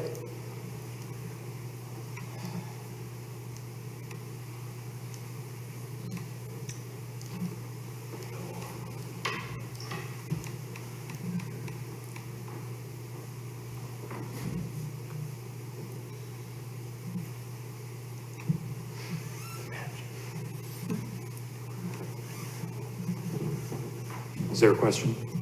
So I guess. Good question. So that was our question, is if we were to ask that more trees be placed in the storage parking area, how does that affect the parking? I guess, first of all, we are amenable to adding the ornamental trees. The question is where? Where can they go and not interfere with the rest of the site plan? But you do have a big old gap triangle shape in the front. Well, as Tim points out, while not reducing the evergreens, unless we we have a surplus of evergreens. No, I'm not, what I'm believing is that shade trees cut down on heat island effect, and you're adding a lot of asphalt, and that it also will reduce the flow of water by reducing the impervious surface in the storage area. So that is my question for you. So we can find a place for the, 8, is it 8? It was 11, and I'm not asking for the full 11, but I'm asking for a compromise of some sort. Well, but it's not only the number of trees, it's where they're placed, because what we're hearing here is that the community is lit up by the lighting that is being proposed on the plan. So it's not just numbers of trees, it's where they're going to be placed so that we can diminish as much as possible the light pollution into the neighborhood. And I do understand that the neighborhood wants the buckthorn for greater dense coverage, but I don't know if that's best land management either. I don't know if, acquiescing to, no, it's absolutely not. It clearly isn't, but it's the best thing, it's the best thing to do. Well, and I don't Here. think the problem with the lights is up at the northeast portion where the woods are. I think the problem is down at the southeast portion which ideally, which I think maybe we should try to bulk up with some more landscaping, you know. The applicant has also expressed a willingness to try to keep the lighting from spilling out. Yes, so Yeah. As well, so that might solve the problem. we're glad on the question about the pole closest to residential, Yes, if that can be shortened, Yes. if the head can be redirected, we're amenable to that as well. okay. So, because I think that the trees, if you if you want to add back some portion of those trees and put them in the north parking area to alleviate the heat island effect, I mean, we're not requiring that of anybody else. Yes, we can do that, but that's not solving the other problem on the south side. But it does get their numbers back up. If I may, we'd sure like to get a vote tonight. Right, now I understand. And you have a tremendous staff, and if we can add these conditions and give them and us the flexibility to work this out with the required number, and to state the goals clearly in the conditions, I'm confident that we can do that. Okay, let's take a look at the, where'd they go? Carl, can you put up the, findings of fact? So if the commission wants to look at the conditions, this is the conditions slide. And Okay, then thank you. if needed, I can put up the findings of fact. Obviously, those are multiple pages. Okay, let's look at this one for the minute first, okay? Oh, and then obviously I made the comment earlier about this one. This was a condition from the prior one, and now the applicant is obviously asking to fill in. Okay, so do we take that away, or, Right, that one would be struck, correct. okay. Okay, because that was a carryover. Okay. So, the commission, does this cover everything we need to cover, or do we need to add some more things, like specifically calling out the one existing light on the southeast corner, or is that covered with limit the luminaries output to a maximum? Oops. So, There's only 4 conditions in the finding of fact, correct? Right. So shouldn't we look at those? This is the conditions for the PUD. Is the findings of fact for the PUD as well? That's where the conditions are, yes. Okay. Now, as I understand it, the findings of fact, proposed findings of fact were prepared by the applicant? the staff prepared them at the applicant's request. They didn't include the cross-access easement either. Right, so the draft findings of fact don't seem to match up with these conditions. Correct. For the Yeah. PUD. The cross-access easement is in the plat, with consolidation already. Okay, So it doesn't need to be, it's not an additional condition. Oh, yeah, I see. I think I see. So yeah, these were the conditions of approval in the findings, and I think staff was suggesting that in addition, these be considered as well. My apologies. Both senior planner Akash and I worked on this. So yeah, there's the 4 in the findings of fact, which are posted online. They're in the packet. And then these were the additional ones that staff were considering, except for, like, I just wanted to point out the no interior fill-in. That was just a carryover, but that would be struck. The cross-access easement, that, I mean, the property is going to be platted as a single property. There's already cross-access easements on the property. all right, so we have the,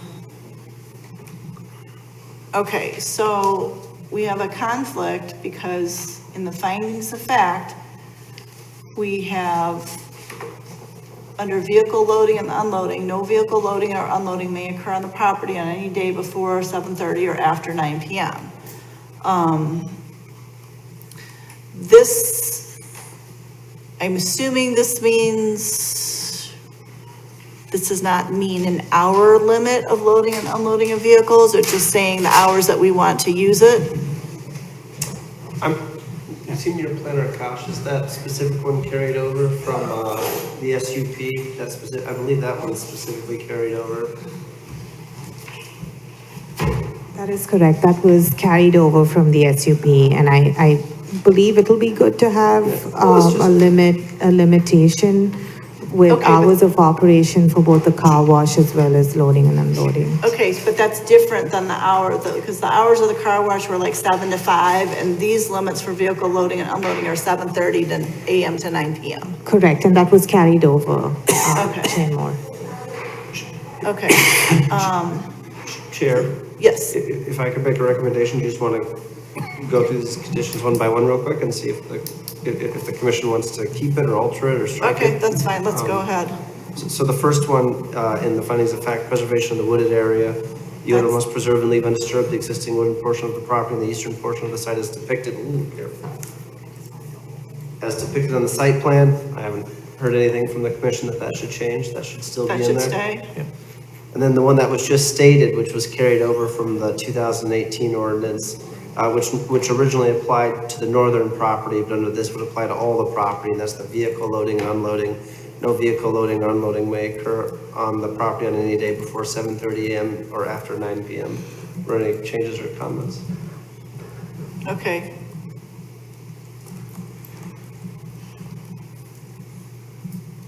And does that follow our noise ordinances? Like on a weekend?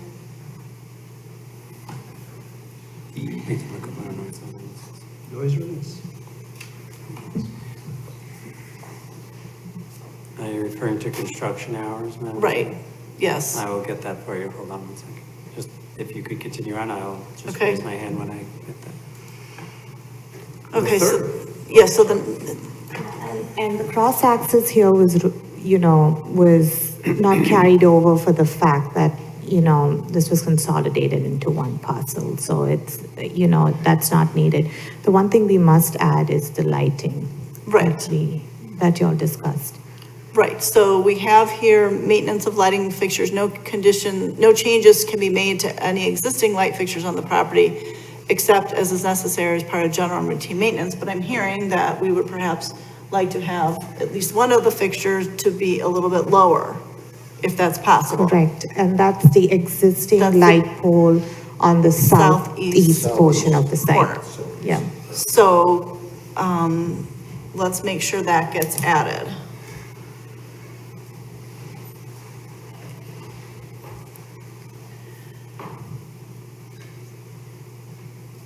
Okay, and then, I'm sorry, sorry, go ahead. Wasn't there something about keeping the lighting to 300 3,000 Kelvin or Kelvin. below? That's not in, that's not there. That's already in there. I think that's already in here.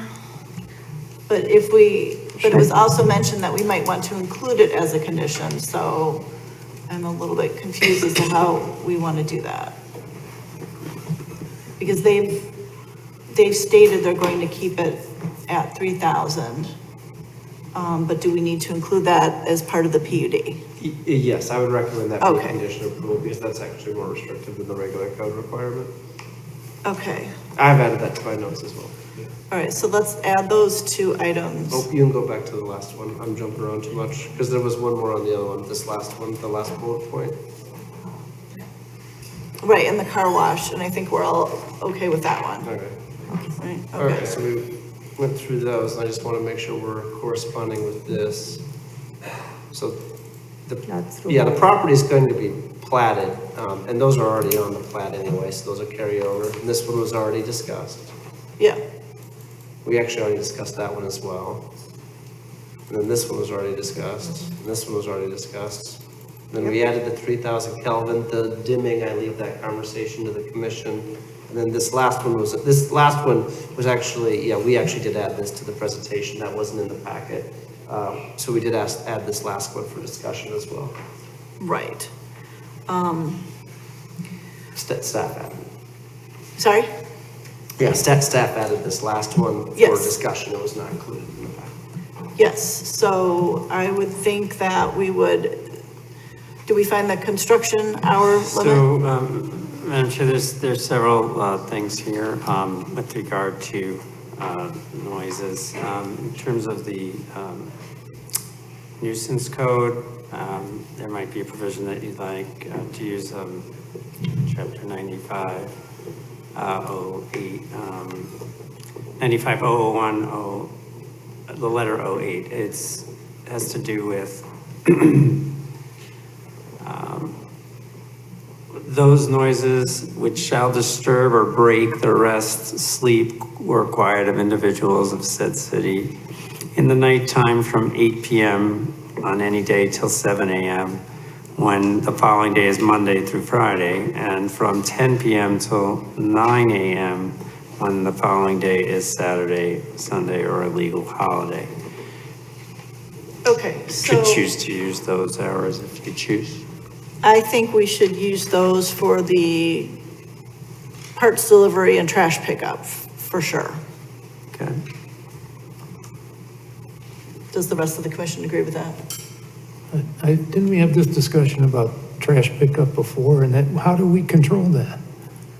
Well, it turned out, if you read, in the packet, it wasn't so much the trash pickup, it was the delivering of parts into a metal container, so it was very, very. Well, I'm just saying, if Well, yeah, the garbage hauler doesn't, isn't gonna listen to us. yeah, I mean, they pick it up when they pick it How much control up. we have over that? Well, they're licensed by the city, you've got to have some. Not commercial. Oh, yeah. That's true. Well, I would assume if the business wants to be a good neighbor, they would work with their trash people to try to. I mean, I don't know what else to do, you know? That's acceptable to us. Okay, thank you. All right, So that's both trash and deliveries then? yes. You can accomplish that. Please tell me how. Is there other language on preservation of the wooded area that we could trigger, Mr. Fontaine, about? They're required to maintain it. Yeah. What does that mean exactly, though? Is that water management? Is that land management? Is that tree management? What is that exactly?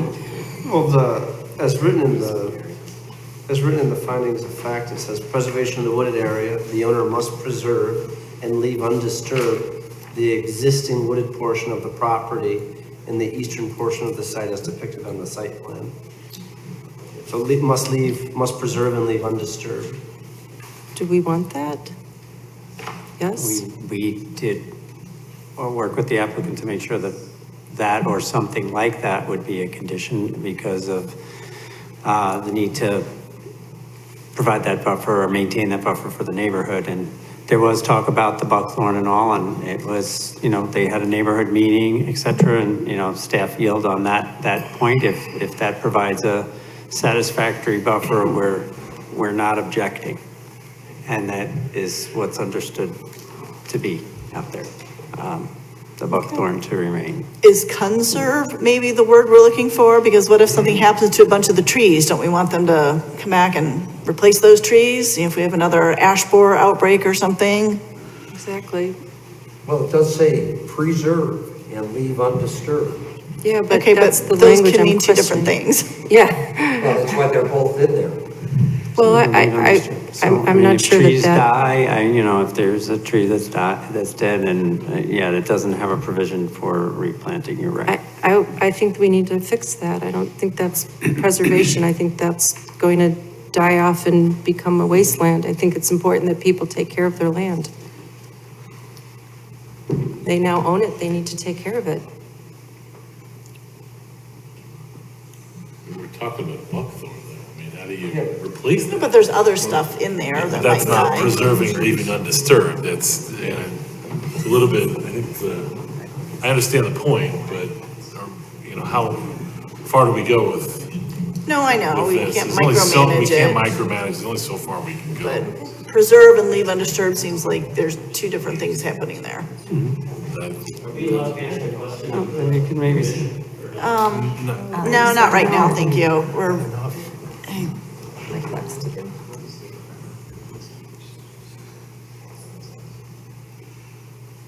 Okay, so the commission, we're here now with our conditions of approval. So, no, Jackson. If I may, Of course they do. if I may just add one thing, Carl, just whenever we do approve the finding of fact and that fourth bullet point, that it's clear that it is the car wash doors that must be shut during operation and not just the car doors. Oh. Oh, good. Yes, good Yeah, catch. they want to leave the car doors open, that's up to them. Well, maybe you need an inside car wash. Good point. That's a good one. What will we do without Saying you? you're not allowed to leave. He's gonna have to You zoom have to stay in. here. He's gonna have to zoom in with us. Thank you so much. That was Okay, so does the commission have enough information to support the finding of facts with the conditions that we all listed? And I don't know if we need to relist them or, Can we circle back to those ornamental trees before we make a determination? okay, one more time. Are they willing to put some in? Where are they gonna put them? What's the chat, where are we at with that? I think I said that we are willing to put them in, but we would like the condition to give staff and us enough flexibility to determine where the best place is for those. Unless you know right now where you want them to go, where they would do the most good. No, just,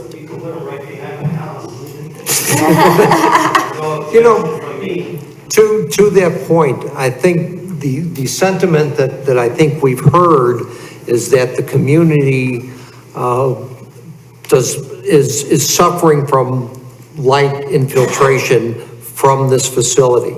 So it seems to me that if we are to put in a condition, to Commissioner Arnold's point, that the applicant work with city staff to add trees. I'm not going to opine with respect to whether ornamental, shady, or pine trees are appropriate, but to work with city staff with that in mind, that the result is to alleviate the light pollution into this neighborhood insofar as we can do that. I'm not sure how to phrase that exactly. So is that amenable to you? Yes. Sure. Okay, so let's go ahead and put in the extra trees, working with the applicant and the city can work together to figure out where best that they go, considering that the east property line could probably use a little more buffering.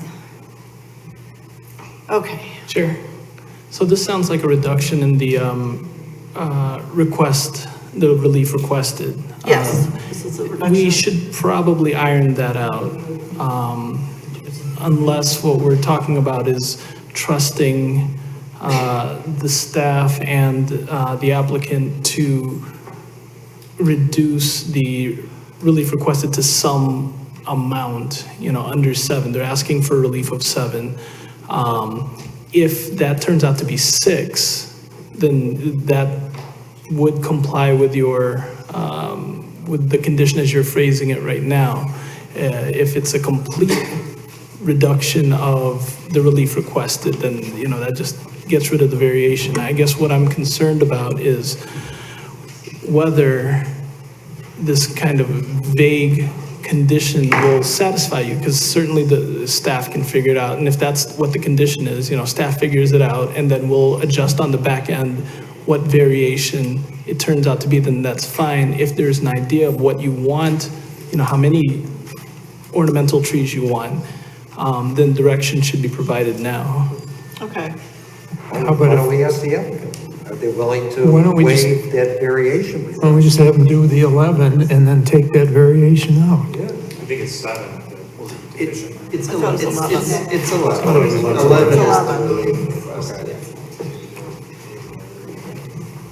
just from spitballing it, I think you've got at least 4 spots in the parking area and 2 spots, 4 in the asphalt parking area, and at least 2 ornamental on the southeast corner that would easily be met.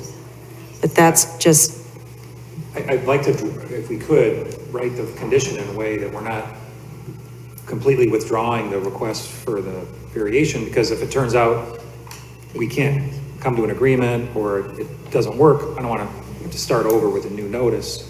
But between now and the time the city council ordinance is approved, I'm pretty confident we can come to an agreement. I mean, we could just swap out shade ornamental trees for evergreen trees, but I'd like to live up to the commitment we made to the neighbors to I don't think you add have to more do that. evergreen trees. Right, I don't think you have to do that, is what I'm saying from your plan. I think you've got lots of holes where you've got spots for trees, and I think you should go work that out. And let's say you're gonna meet 50% of the shade ornamental without reduction in any of your arborvitae or evergreen. So I think we can commit to 50% for sure.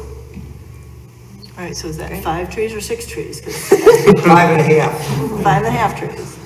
Half and Always going up. Yeah, it is. So, all right, so I would suggest reconfiguring and make the variance now for, let me see, so that that makes the reduction to 5 trees, we're requiring 6. Right, so that'd bring up the proposed to 13, which means the relief would be 5. Right, perfect. Okay, Is that acceptable? Yes. okay.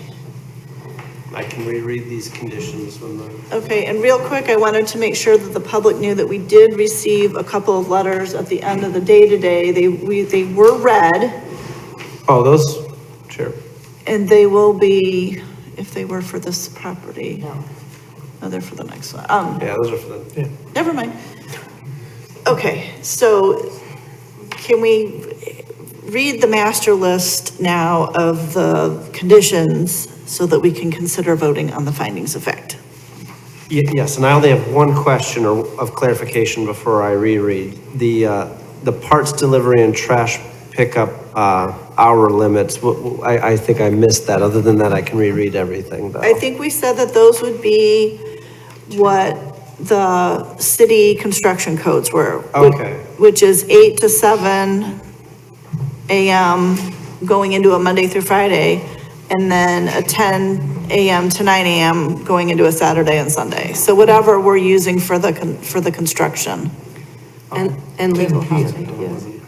Was the I nuisance? think that was actually the construction. Sorry, 10 p.m. to 9 a.m. That was the noise, the nuisance. Yeah, Wasn't it? that's correct. It was The nuisance ordinance, sorry. 95.001. Okay, then I can reread these if you would like, Okay. Chair. Yes, please. Okay, so condition 1, preservation of the wooded area. The owner must preserve and leave undisturbed the existing wooded portion of the property and the eastern portion of the site as depicted on the site plan. Number 2, vehicle loading and unloading. No vehicle loading or unloading may occur on the property on any day before 7:30 a.m. or after 9 p.m. Third, maintenance of lighting fixtures. No changes can be made to any existing lighting fixtures on the property except as necessary as part of general and routine maintenance. The existing light pole on the southeast corner be lowered in height. The luminaires will be limited to 3,000 Kelvin CCT, color correlated temperature.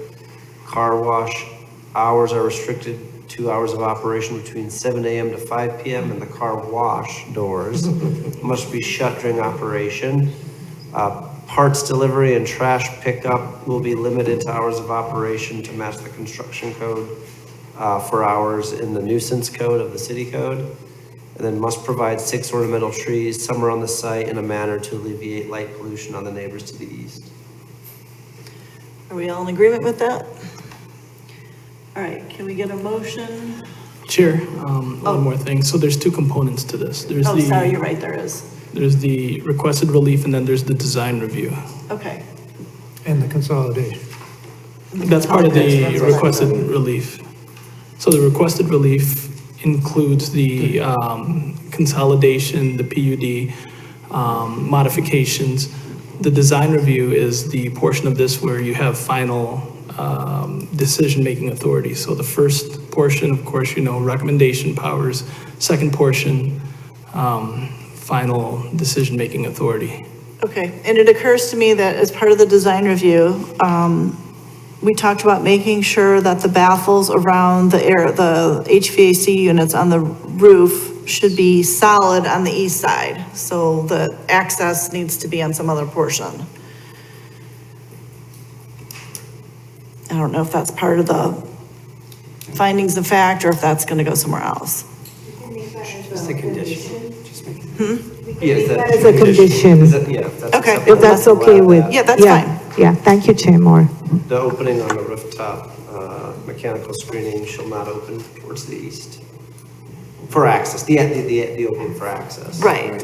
Because otherwise they have to be screened, obviously. But the opening for access, Right. rooftop mechanical screening shall not point actually east or west, right?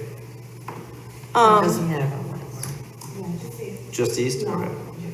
Yeah, I don't know that people speeding by on the highway are gonna care if they catch a glimpse of I the, just pointed out that would face Yeah. Highway 41. That's why I pointed that out.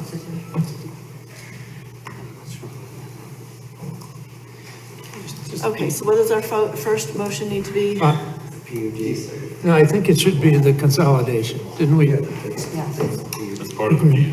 So I would move that we recommend approval of the plat of re-subdivision consolidation for 2745 and 2699 Skokie Valley Road. Second. I think we need to do a roll call vote for this? Yes. Call the roll. Commissioner Henry, Aye. Commissioner Arnold, Aye. Commissioner Mantis. Aye. Commissioner Bruckman, Aye. Commissioner Hecht, Aye. Vice Chair Kirsch, Aye. Chair Moore. Aye. The ayes have it. The motion carries. This item has been recommended for approval with the conditions as noted. That motion was just for the plat or was for? That was just for the plat? Just for the plan. Just for the plat. There were no conditions on that, correct? Correct. I take that back and strike the comment about the conditions. This has been recommended for approval, that I the took plat. the easy one first. Okay. I move that we approve the findings of fact with the conditions stated in the record, recommending approval of the PUD application. I think that's it. With the conditions is. With the, yeah, I said with the conditions stated on the record. I'll second that. Okay, motion by, Commissioner Hecht and seconded by Commissioner Henry. Call the roll, please. Commissioner Henry, Aye. Commissioner Arnold, Aye. Commissioner Mantis, Aye. Commissioner Bruckman, Aye. Commissioner Hecht, Aye. Vice Chair Kirsch, Aye. Chair Moore. Aye. The ayes have it. Motion carries. This item has been recommended for approval with conditions as stated. All right. So does there need to be a motion for the design review or did that fire one encompass the design review? I don't know. Did The it- only thing we considered with the design review was direction of sound with the baffles. So any other exterior design feature that wasn't included in that still needs to be approved. Okay. Is there some document I need to refer to for the design review, or? Refer to the design review elements of the consideration. Right. That's all. Okay, so can we get a motion to approve the design of this project? So moved. Moved by Commissioner Hecht, A second. seconded by Commissioner Bruckman. Call the roll, please. Commissioner Henry, Aye. Commissioner Arnold, Aye. Commissioner Mantis, Aye. Commissioner Bruckman, Aye. Commissioner Hecht, Aye. Vice Chair Kirsch, Aye. Chair Moore. Aye. The ayes have it. The motion carries. This item has been approved with conditions regarding the rooftop screening and other items that were not included in the previous motion. Okay, moving on. Thank you all for your patience. I know that was very difficult, but it was complicated, and I wanted to make sure that we heard everything we needed to hear to make the proper decisions. All right, the next item is already open. It's public hearing ZTA 2024-00003 for a zoning code text amendment to modify and create definitions, regulations, and land use permissions for a pet daycare and animal clinics or hospitals land uses. And I ask that as you're leaving to please keep it down until you get all the way outside the building. Thank you. Okay, Mr. Burhap, do you have something for us? Yes. Alrighty. And I will add here that we did receive letters from several members of the public that didn't make it into the official packet, but we did receive them and read them, and they will be written into the record. They will be in the next packet or the minutes, but they have been heard and they will be available and published.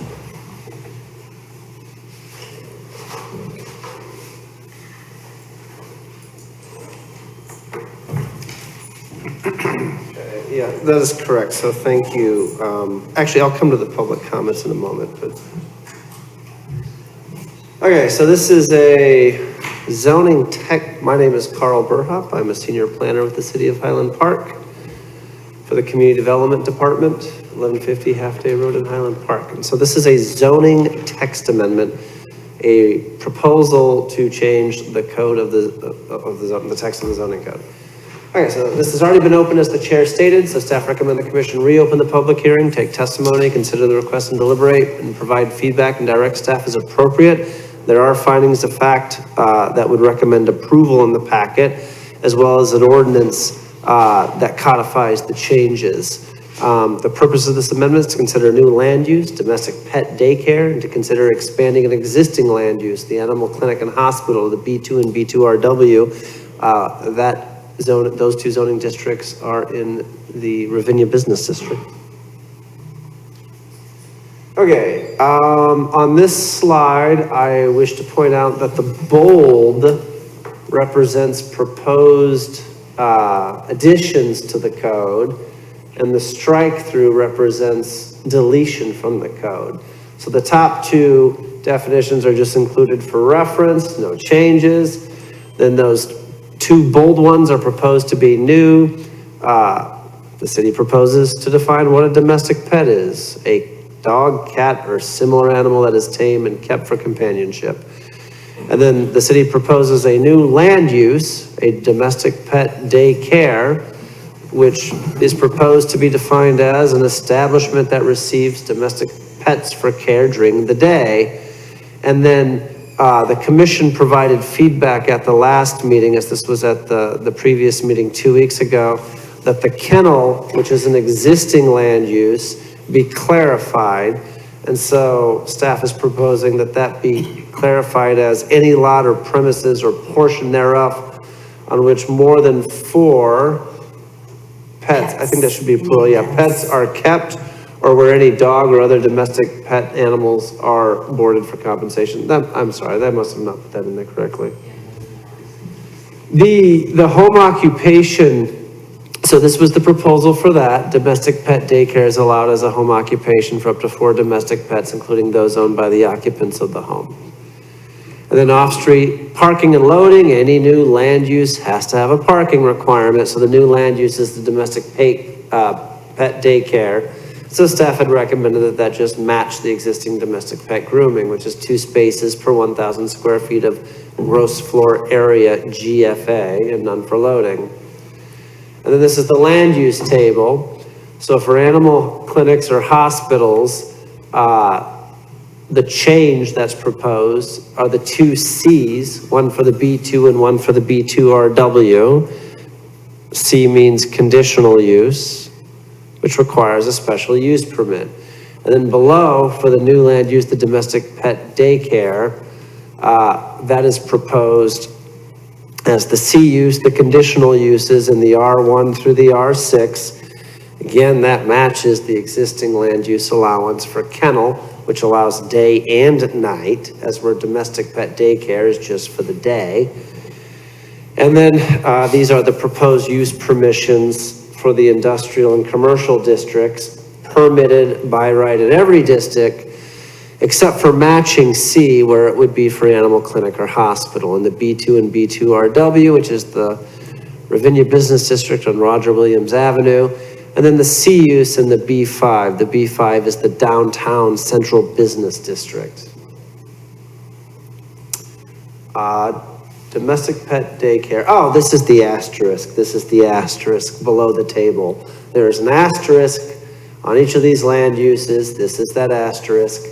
An animal clinic or hospital or domestic pet daycare may not conduct any portion of its business outdoors other than parking or loading, except upon an issuance of a special use permit. Therefore, no animal clinic or hospital or domestic pet daycare may be operated in any building for which there are upper story residential uses, except upon issuance of a special use permit, therefore, and that came from the commission's feedback 2 weeks ago. And then public comments. So there were comments in the packet from Greg Gibson and Hal Frank, included photos of Mr. Gibson's business downtown on Central, as well as Mr. Gibson did get comments that he submitted that came from his neighbors. And then Mr. Mike Laxner committed comments. I have to hand those out because those were not included in the packet. So actually, these comments here were not included in the packet because they were submitted this afternoon. But I did forward these to the commission, and these will be posted in a future packet. And if anybody wants to look at them, if any members of the public want to look at Mr. Laxner's comments, they are right here.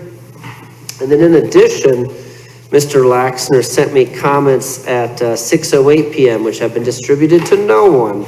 And so I will just read those quick. He says, "Hey, Carl, I had a chance to look over the draft ordinance. I would appreciate it if you would pass these comments on to the commission. I'm mostly okay with the new definitions in domestic pet daycare as a home occupation. I would ask that the definition for domestic pet daycare or in the home occupation language clearly specify that overnight boarding isn't allowed. As far as the ordinance in which zoning districts to consider, I would like the commission to deliberate on whether full-blown commercial kennels and domestic pet daycare facilities should be restricted to the commercial districts only and not be included in the residential districts." Those were his, and actually no one got these comments because he just came to me later. And I just read them aloud so everybody could hear them at once, but okay, and then obviously I never put words in somebody else's mouths. I let them speak for themselves. I will only state that Mr. Laxner's comments were mostly about in the residential district, where of course kennel use is already allowed as a conditional use, and staff was proposing that the domestic pet daycare land use match that, since that is less intense of a use, as it's only for the day. And then I believe Mr. Hillman's comments were included in the packet, but I quoted them there. Okay, Mr. Gibson and Mr. Frank. So they had packet comments in the packet twice. They had comments in the packet that was posted on Friday. Then they had these comments which were reposted today sometime around 1 or 2 p.m. this afternoon. And so Mr. Gibson runs a business downtown. It is an animal hospital and clinic, as well as a grooming component and a retail component. And these are suggested edits by them in order to allow their operation to have the pet daycare service.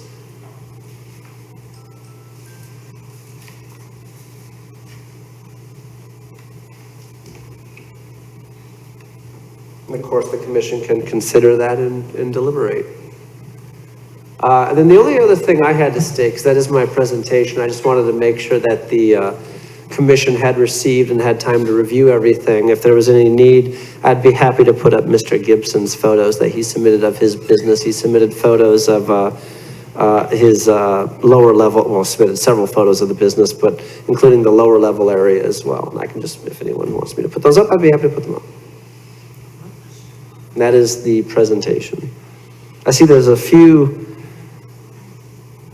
were a few typos in my presentation, but the ordinance was also included in the packet if the commission has any comments about the ordinance.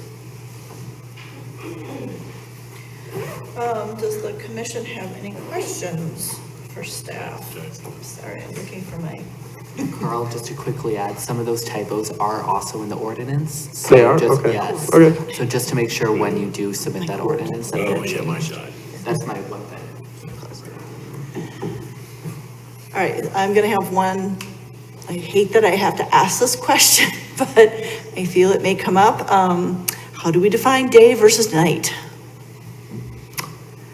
I mean, I defer, if Corporation Counsel, if you have concerns on that, or if you have any concerns with going back to our definition here, I know Mr. Laxner had also requested that on the domestic pet daycare, just to add something to be clear that it wasn't night or overnight.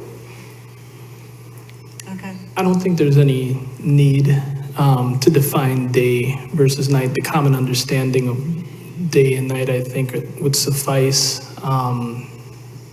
And I would add, if we were to try to do something like dawn to dusk or specific hours, that just wouldn't work because, as you know, it changes throughout the year. I think Right. that if you see a dog coming in at 9 o'clock in the morning and it's not leaving until 3 o'clock the next day, it's probably overnight. If it's close, then they can probably give them, it's an enforcement issue at that point. I will say from a staff point of view, getting into the minutia of a business operations, whether they open at 7 or 8 or 9, our primary concern was just that can't be overnight. Right.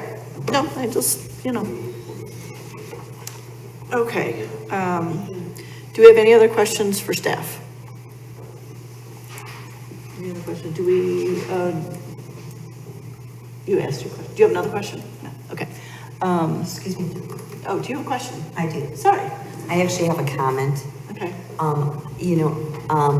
Some of the comments are referring to the fact of the lateness of comments from the public.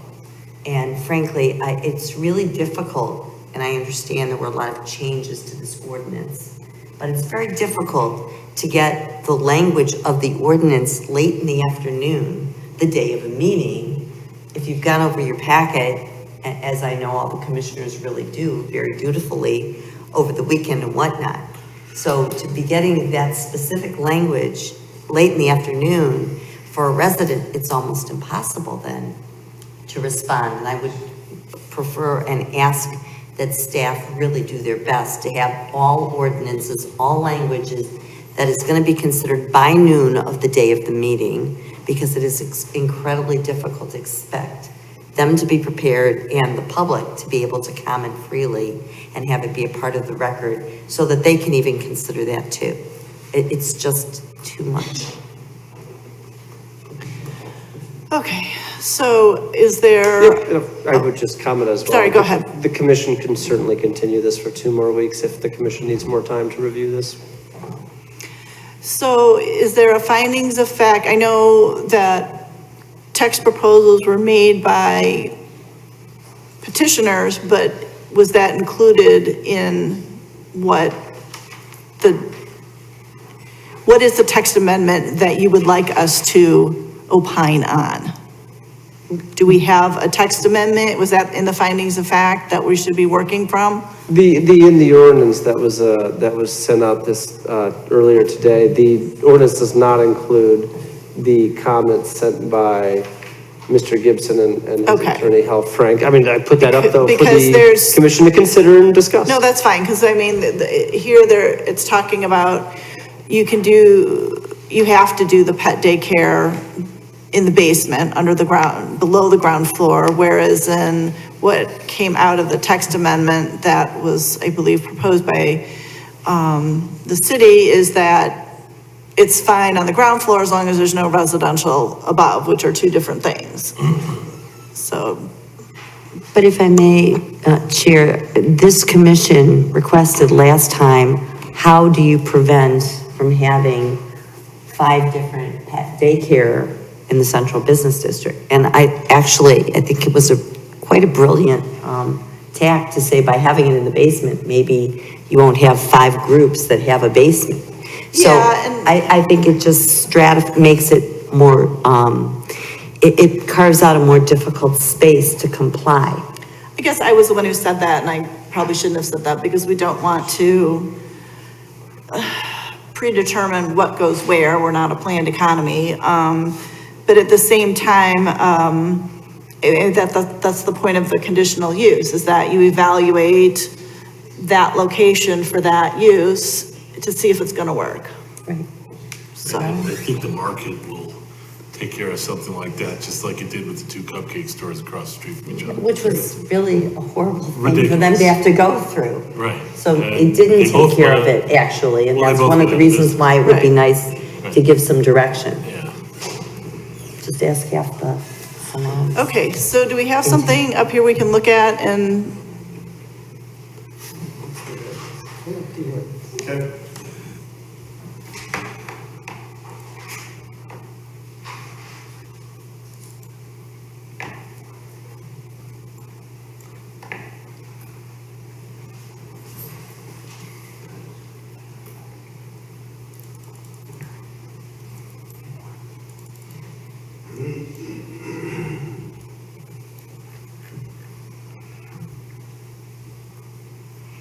Okay, so let's review this. Is the commission okay with the definitions for domestic pet and domestic pet daycare?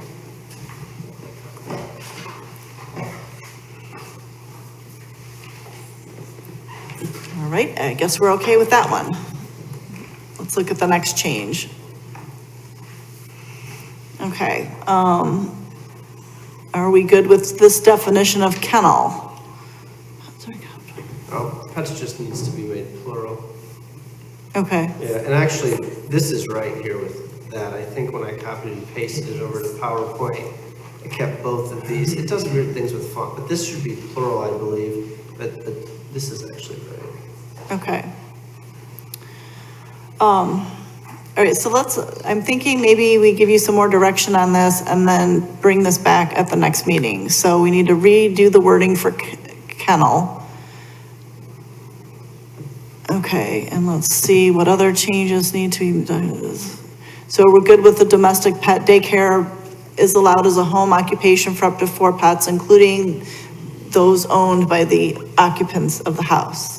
Do we have any problems with this I one? think we have to capitalize domestic and pets if it's a defined term, but Isn't that what it's? it's not capitalized, like 4 domestic pets. Oh, It's not okay, capitalized, I think, just to keep the drafting. okay. That would be I don't think inconsistent that's with the right. rest of the Am I wrong? paragraph. That's right. Because home occupation is not capitalized. No, don't we He's talking about domestic pets, but. defining domestic pets? Right, in the code, and I did wonder that as well. Defined terms aren't necessarily capitalized throughout the zoning ordinance. Oh, okay. I'll let you guys sort that out. What's the next change? I always did, but okay.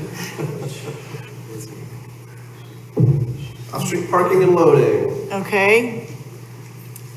Does this affect, like, a person who has, a domestic, residential care? No, this would only be for the land use if it was a principal use. And Okay, okay.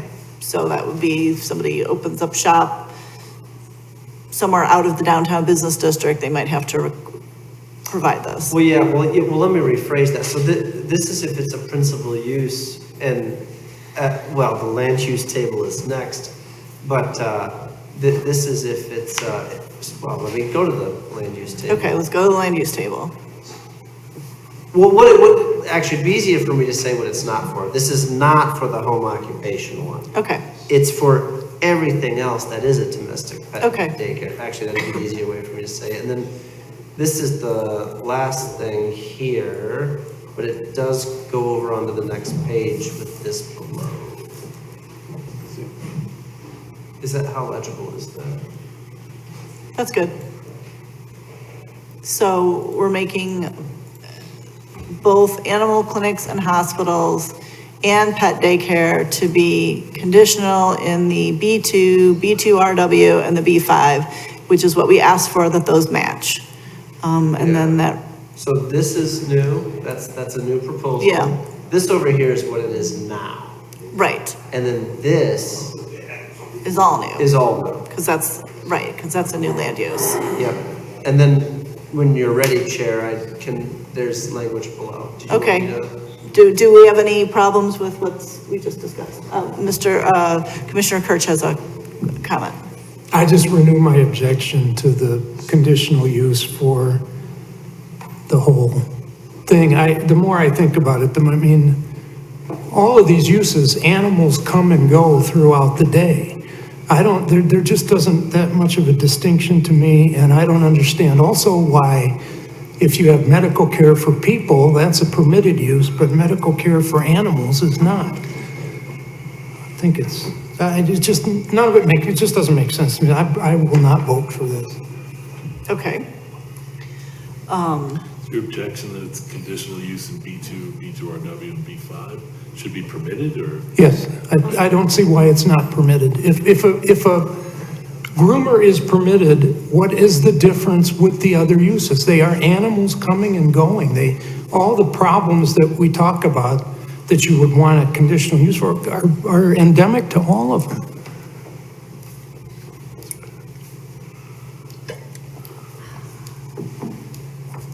Okay. But I think we're having as conditional because it would depend on the space that it was in. And if it had residential above or, Why not for a groomer then? That's my question. okay, And Chair, yes. if it may help deliberations, perhaps there might be people who want to make public comment one way or the other to perhaps speak on the operation Okay. of. Let's run through these and then we'll go to the public real quick. As I think we're, This is the last change okay, here where this is making it, it's carrying over that the animal clinic or hospital, if any part is, they may not conduct any portion of its business outdoors other than parking and loading except upon issuance of a special use permit. So it's carrying that over for both animal hospital clinic and domestic pet daycare. And then it also has this provision about the upper story residential uses. No animal clinic or hospital or domestic pet daycare may be operated in any building for which there are upper story residential uses except upon issuance of a special use permit therefore. okay, thank you. Any more comments from the commission on that portion? Student Commissioner Roberts. Just to be clear, that last part also applies to just residential buildings hosting domestic pet daycares, correct?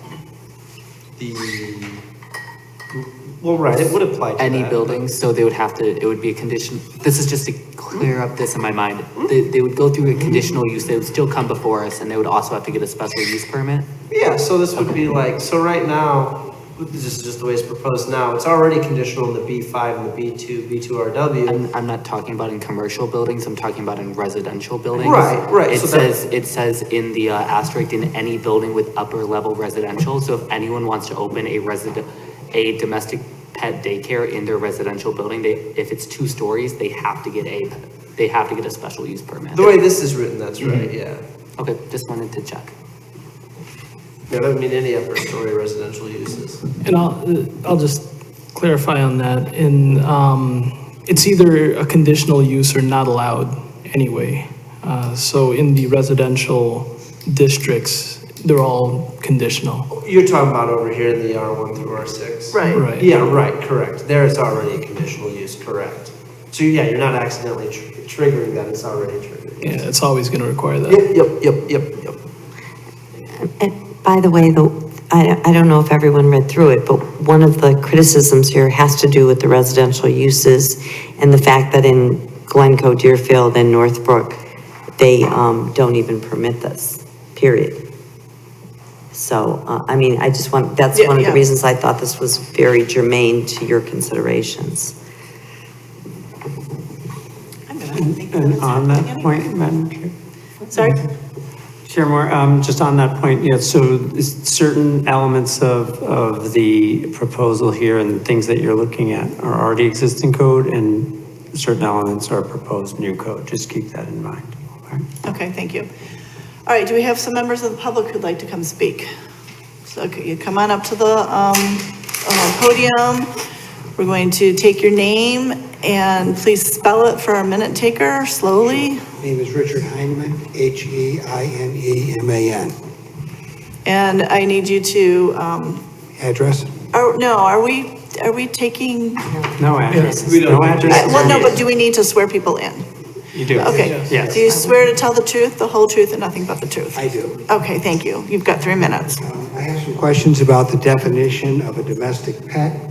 It requires that it be for companionship, which suggests companionship only, which I find confusing because there's a lot of pets that are dual-use animals. So, for example, you might have a therapy dog that is also for companionship.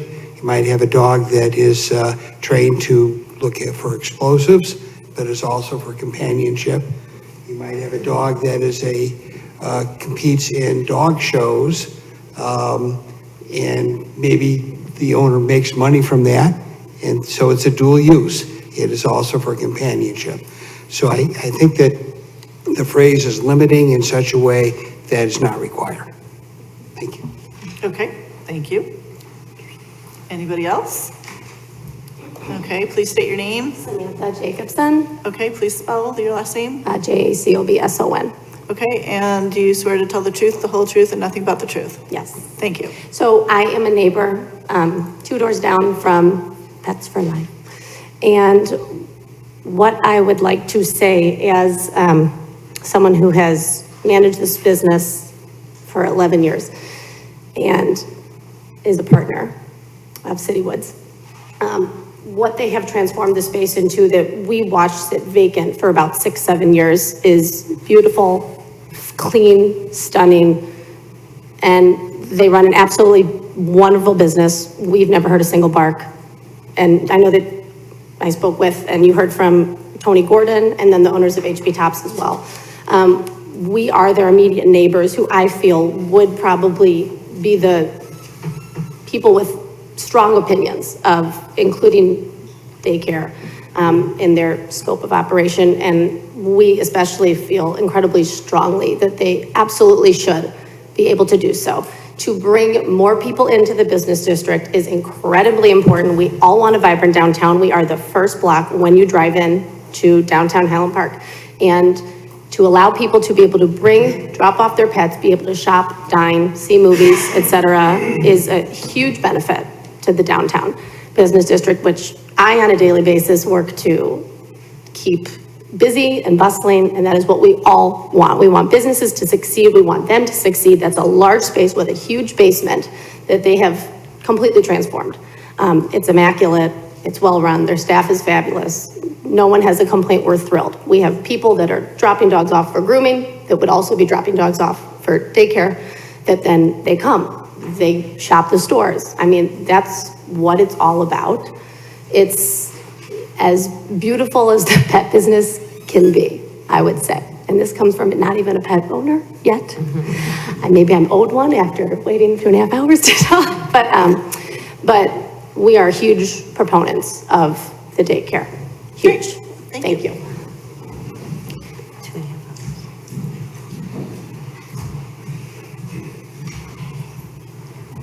All right. Madam Chair, Do you swear to tell the truth, the whole truth, and nothing but the truth? I do. Okay, please give us your name. And Yes, my name is Hal Frank, F-R-A-N-C-K-E. I was one of the individuals that Carl referred to in his presentation that had submitted comments. Okay. Together with Greg Gibson. So Okay. following up on your last speaker, I am the attorney for Pets for Life. Okay. And we appreciate the comments we just heard. And we appreciate your efforts in trying to make these amendments to the text of the zoning code. You have been presented a number of issues to discuss and resolve. We're only interested in those aspects, obviously, that would immediately affect us, Pets for Life. We appreciate the comments that were made at the last meeting about wanting to retain some level of control over the domestic pet care service that some of you expressed. We personally agree with what Commissioner Kirsch said, which is that a lot of with what is going on at Pets for Life is already taking place in terms of people dropping off their pets, their dogs or pets at the beginning of the day for grooming and then picking them up at the end of the day. Not big difference with what would occur with a domestic pet daycare type service. We are a little bit, Pets for Life is a little bit unique because as you know, if you read the materials we submitted, that the conditional use for this animal hospital has already been approved a number of years ago, and I know our client's very grateful that the community has welcomed the use very well and has appreciated, and as you heard, it's doing what we thought it would do when the application was first presented, which is to bring people into, not only provide a needed community service, but bring people into the central business district. Our only comment that we'd like to share with you is when Carl presented to you our comments, and Carl, I don't know if you can put that one slide back up. Thank you. We proposed to modify, in addition to what you're doing in terms of domestic pet definition, domestic daycare definition, modifications to the definition of kennel, we suggested also modifying your definition of animal hospital or clinic, and this was presented to you before the agenda packet was released at the end of last week. We proposed also amending the definition of animal hospital or clinic to make it clear that a pet daycare service could also be part of that use, which would accomplish our client's objective. And we offered up, because I believe Greg Gibson mentioned this at the first meeting 2 weeks ago, that it would all, in their case, Pets for Life case, it would all be underground. Nothing outside, which was already part of the proposal that staff had presented to you. It wouldn't affect parking or anything. And then subsequent to Friday, we added in the blue language to give future applicants and future commissions and city councils the opportunity to make a decision of locating a domestic care pet care service on a floor that's other than below the ground floor.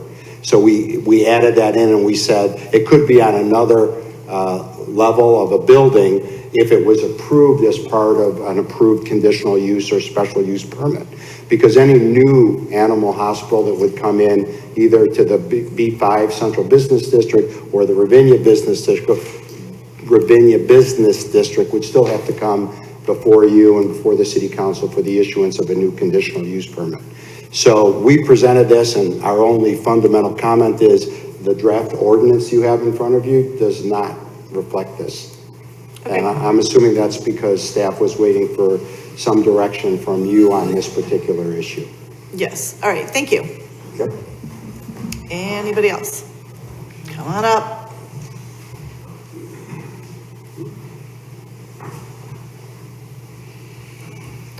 Okay. Hi, I'm Meg Gibson. Okay, do you swear to tell the truth, the whole truth, and nothing but the truth? I do, thank you. Okay, thank you. So thank you, I know it's very late.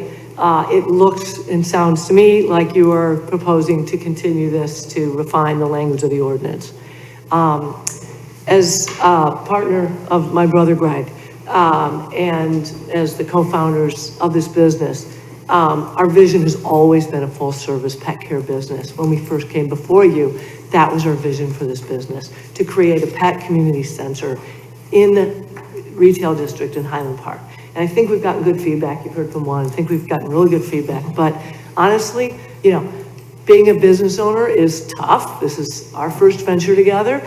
And we are looking for building another revenue stream. And we are looking to do this hopefully in the near future and not waiting to go through a whole public hearing process. So we respectfully ask that you consider this part of the animal clinic already issued. I think one of the commissioners had indicated that you guys have already vetted us.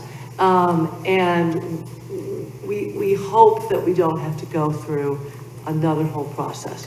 We believe there were several avenues. I think the first one you guys didn't like, make this, so there's standalone, that's one standard, and then pet daycare within an animal clinic. And we're hoping that, and we'd love to know whether there'd be some willingness to consider that in the ordinance that's deferred. Thank you. Okay. Let's see the commission. Do we want to vote on the findings of fact? Do we want to send it back for changing some of the wording so that, oh, I'm not getting any feedback. Right, so no, Well, I think we're being asked to look at this more universally. Right. In a certain way. So for example, we're talking about allowing pet daycares in residential areas. We've got some comments on that, both pro and con. And we don't allow animal clinics or hospitals in residential areas at all. Animal clinics and hospitals are also not consistent with what we're talking about in terms of pet daycare. Maybe we need to give that a little bit more thought. I don't know the answer to that.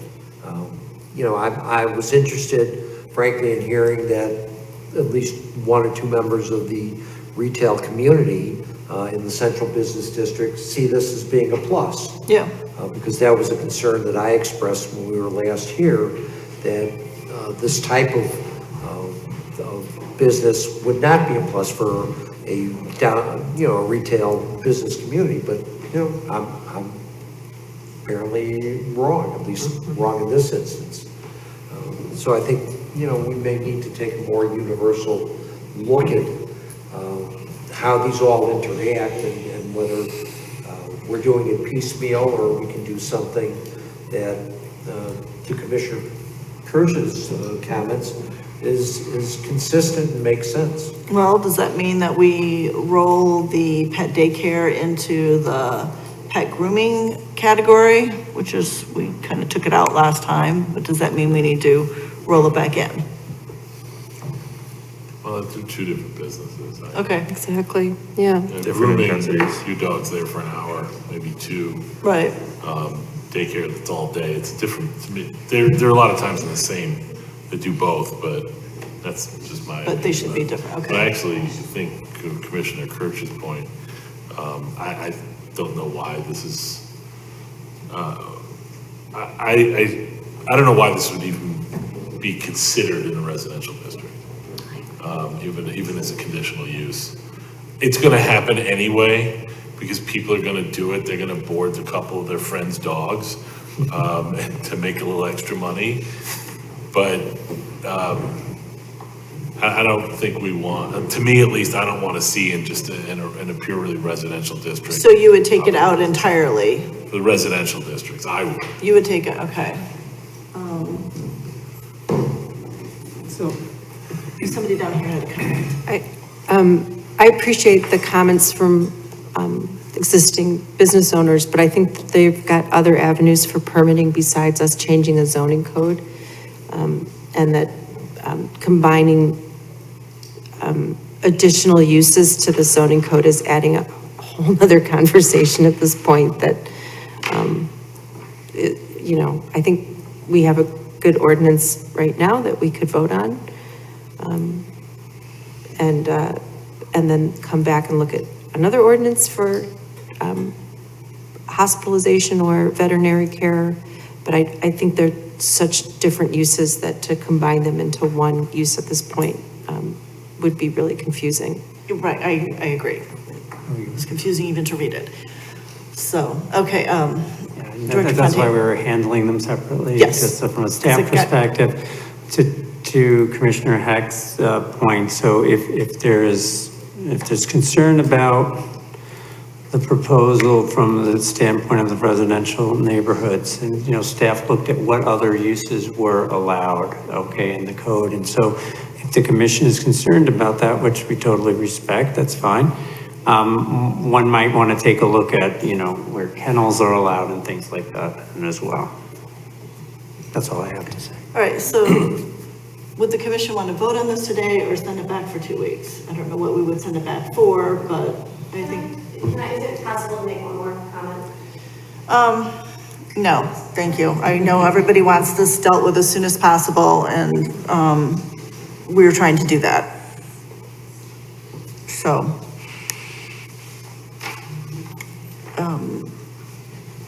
All right, so here's what I'm gonna do. I'm gonna ask for a motion to approve the findings of fact as listed here with the few edits that need to be done, I believe, to make sure that the pluralization in the pet versus pets section. I've already done it. Is correct, huh? I've already done it. That's already done, okay. So I would be looking for a motion to approve the findings of fact as they are now amended. I can put that forward. Oh, If I may just pose a question to the commission, would those amendments include removing conditional use in residential areas for domestic pet daycare? I No. believe the commission addressed it but never reached a conclusion. well, so we're getting there. So as listed here, I am looking for a motion. And if we get enough people to approve the motion, then we can have a quick discussion on that. And then if people don't like it, they can vote no. Commissioner Heck, would you like to modify any of this here while you have a chance? Well,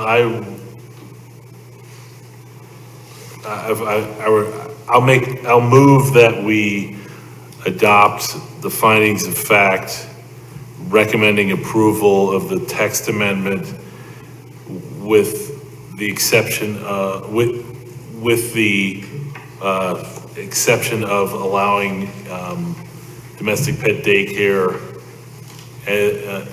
in residential neighborhoods.